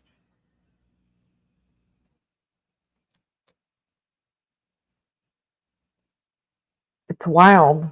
Are you going to run your boyfriend into a wall at 100 miles per hour because you don't want him to be with anyone else? These are things like we don't think about, but sometimes we experience it and live them in our personal relationships or toxic relationships. And so I'm just bringing awareness that it's okay. We're all human. We all do it. We're all toxic at some point. But I think the body cam footage and all of this proves otherwise, right? Do I think it was intentional? I do. I do think to some extent it was intentional. Do I think she could have had mental health issues and maybe her family wasn't aware of it? Sure. I'm all for it. Mental health issues. We're huge advocates for that here on my channel. Do I also believe her parents enabled her and looked the other way? Yes. Yes. So I guess a lot of things can be true at one time, right? And I'm just here to bring you the case, bring you the footage, all of the above. I appreciate you guys for being here. I hope you learned enough about the McKenzie Shirilla case. We've been here a long time. It's like night time. You ready to go night with Melly? So tomorrow we're going to be covering some interrogation body cam footage for the next few nights, and we have jail calls from Jamie, etc. So nonetheless, your true crime need, I will definitely satisfy that. Yeah, we can definitely do that here. And I appreciate you all for being here. I hope that I could present this case on a level of like understanding with the facts. And as much as my opinion is my opinion, and I'm not here for, representing any one side of the team, my heart stands for Dominic and Davion, McKenzie too, whether she was dealing with mental health issues or not, and being in a toxic relationship. And we'll never know. We'll never know what happened in that car. A lot of people claim that she could have been fighting with him and he was the one at fault. A lot of people claim that maybe they were arguing and he was threatening her and she drove off the road. And a lot of people claim, all these other things. And I can understand that. I can empathize with that. But I also feel like we got to see a side of her, right? Differently on the TikToks. So make of it what you will. We'll continue to follow the case, and tomorrow we're gonna follow the rest of we'll have body cam footage for interviews with his friends and families, and we can at least see a little bit of the other side on their relationship. And so thank you for being here. Yeah, let me know. Carlos talking to me in Spanish. When Carlos talking in Spanish, it's good. As guilty as a mother effer. Right. I'm not going to sit here and say absolutely not. My parents, do I feel like at some point they enabled me? Yeah.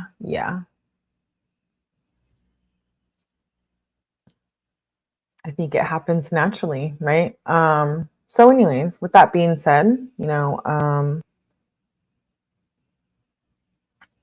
my heart goes out to, again, Dominic and Davion's families, and we're going to continue watching all of the interrogation footage and the body cam footage tomorrow night. I hope you can make it. It's interesting to hear from his friends and her friends and them talking about, we heard a little bit tonight, but there's body cam footage that dives deeper into the perspective of friends and whatnot. And I think it's important. I think it's important that we take all of it into consideration when we come onto YouTube and claim that we want to follow a case. At least make sure you know everything surrounding that case, right? As much as you can get, whether it's FOIA from a channel or just body cam footage or just facts. I think it's so important. I don't come up here on my channel without reporting any of those. And so I hope that you can appreciate that. And I'm always here to represent the victims, but I'm also here to represent the other side of it, right? Like, I know what it's like to be on the other side of that. I don't know what McKenzie was like. Do I think she's a demon? No, I don't think she's a demon. Do I think she did it intentionally? Possibly, yes. Do I think there's a lot we'll never know, right, in that relationship and what happened in that car? A lot of people say that maybe he steered the steering wheel into that. Maybe they were fighting, maybe not. Maybe she did it cold-heartedly. And so it's important to keep an open mind when we cover all these true crime cases. Thank you, Tipsy. And shout out to all my mods for being here tonight. Shout out to you. Yeah. Thank you, Sarah. I try to be neutral, but I also try to bring you guys like good content. So thank you for being here. Hit that like button. I will see you guys on the next one. And make sure you come back. Tomorrow we'll be watching the interrogation of his best friend, who was a lot involved in the case within their relationship and the abuse, etc. So I hope you guys are willing and open to that. And I appreciate you guys for being here tonight. And make sure you hit that like button. Shout out to 𝐵C Girl for supporting the channel. She super chatted tonight. And I will see you on the next one. Bye.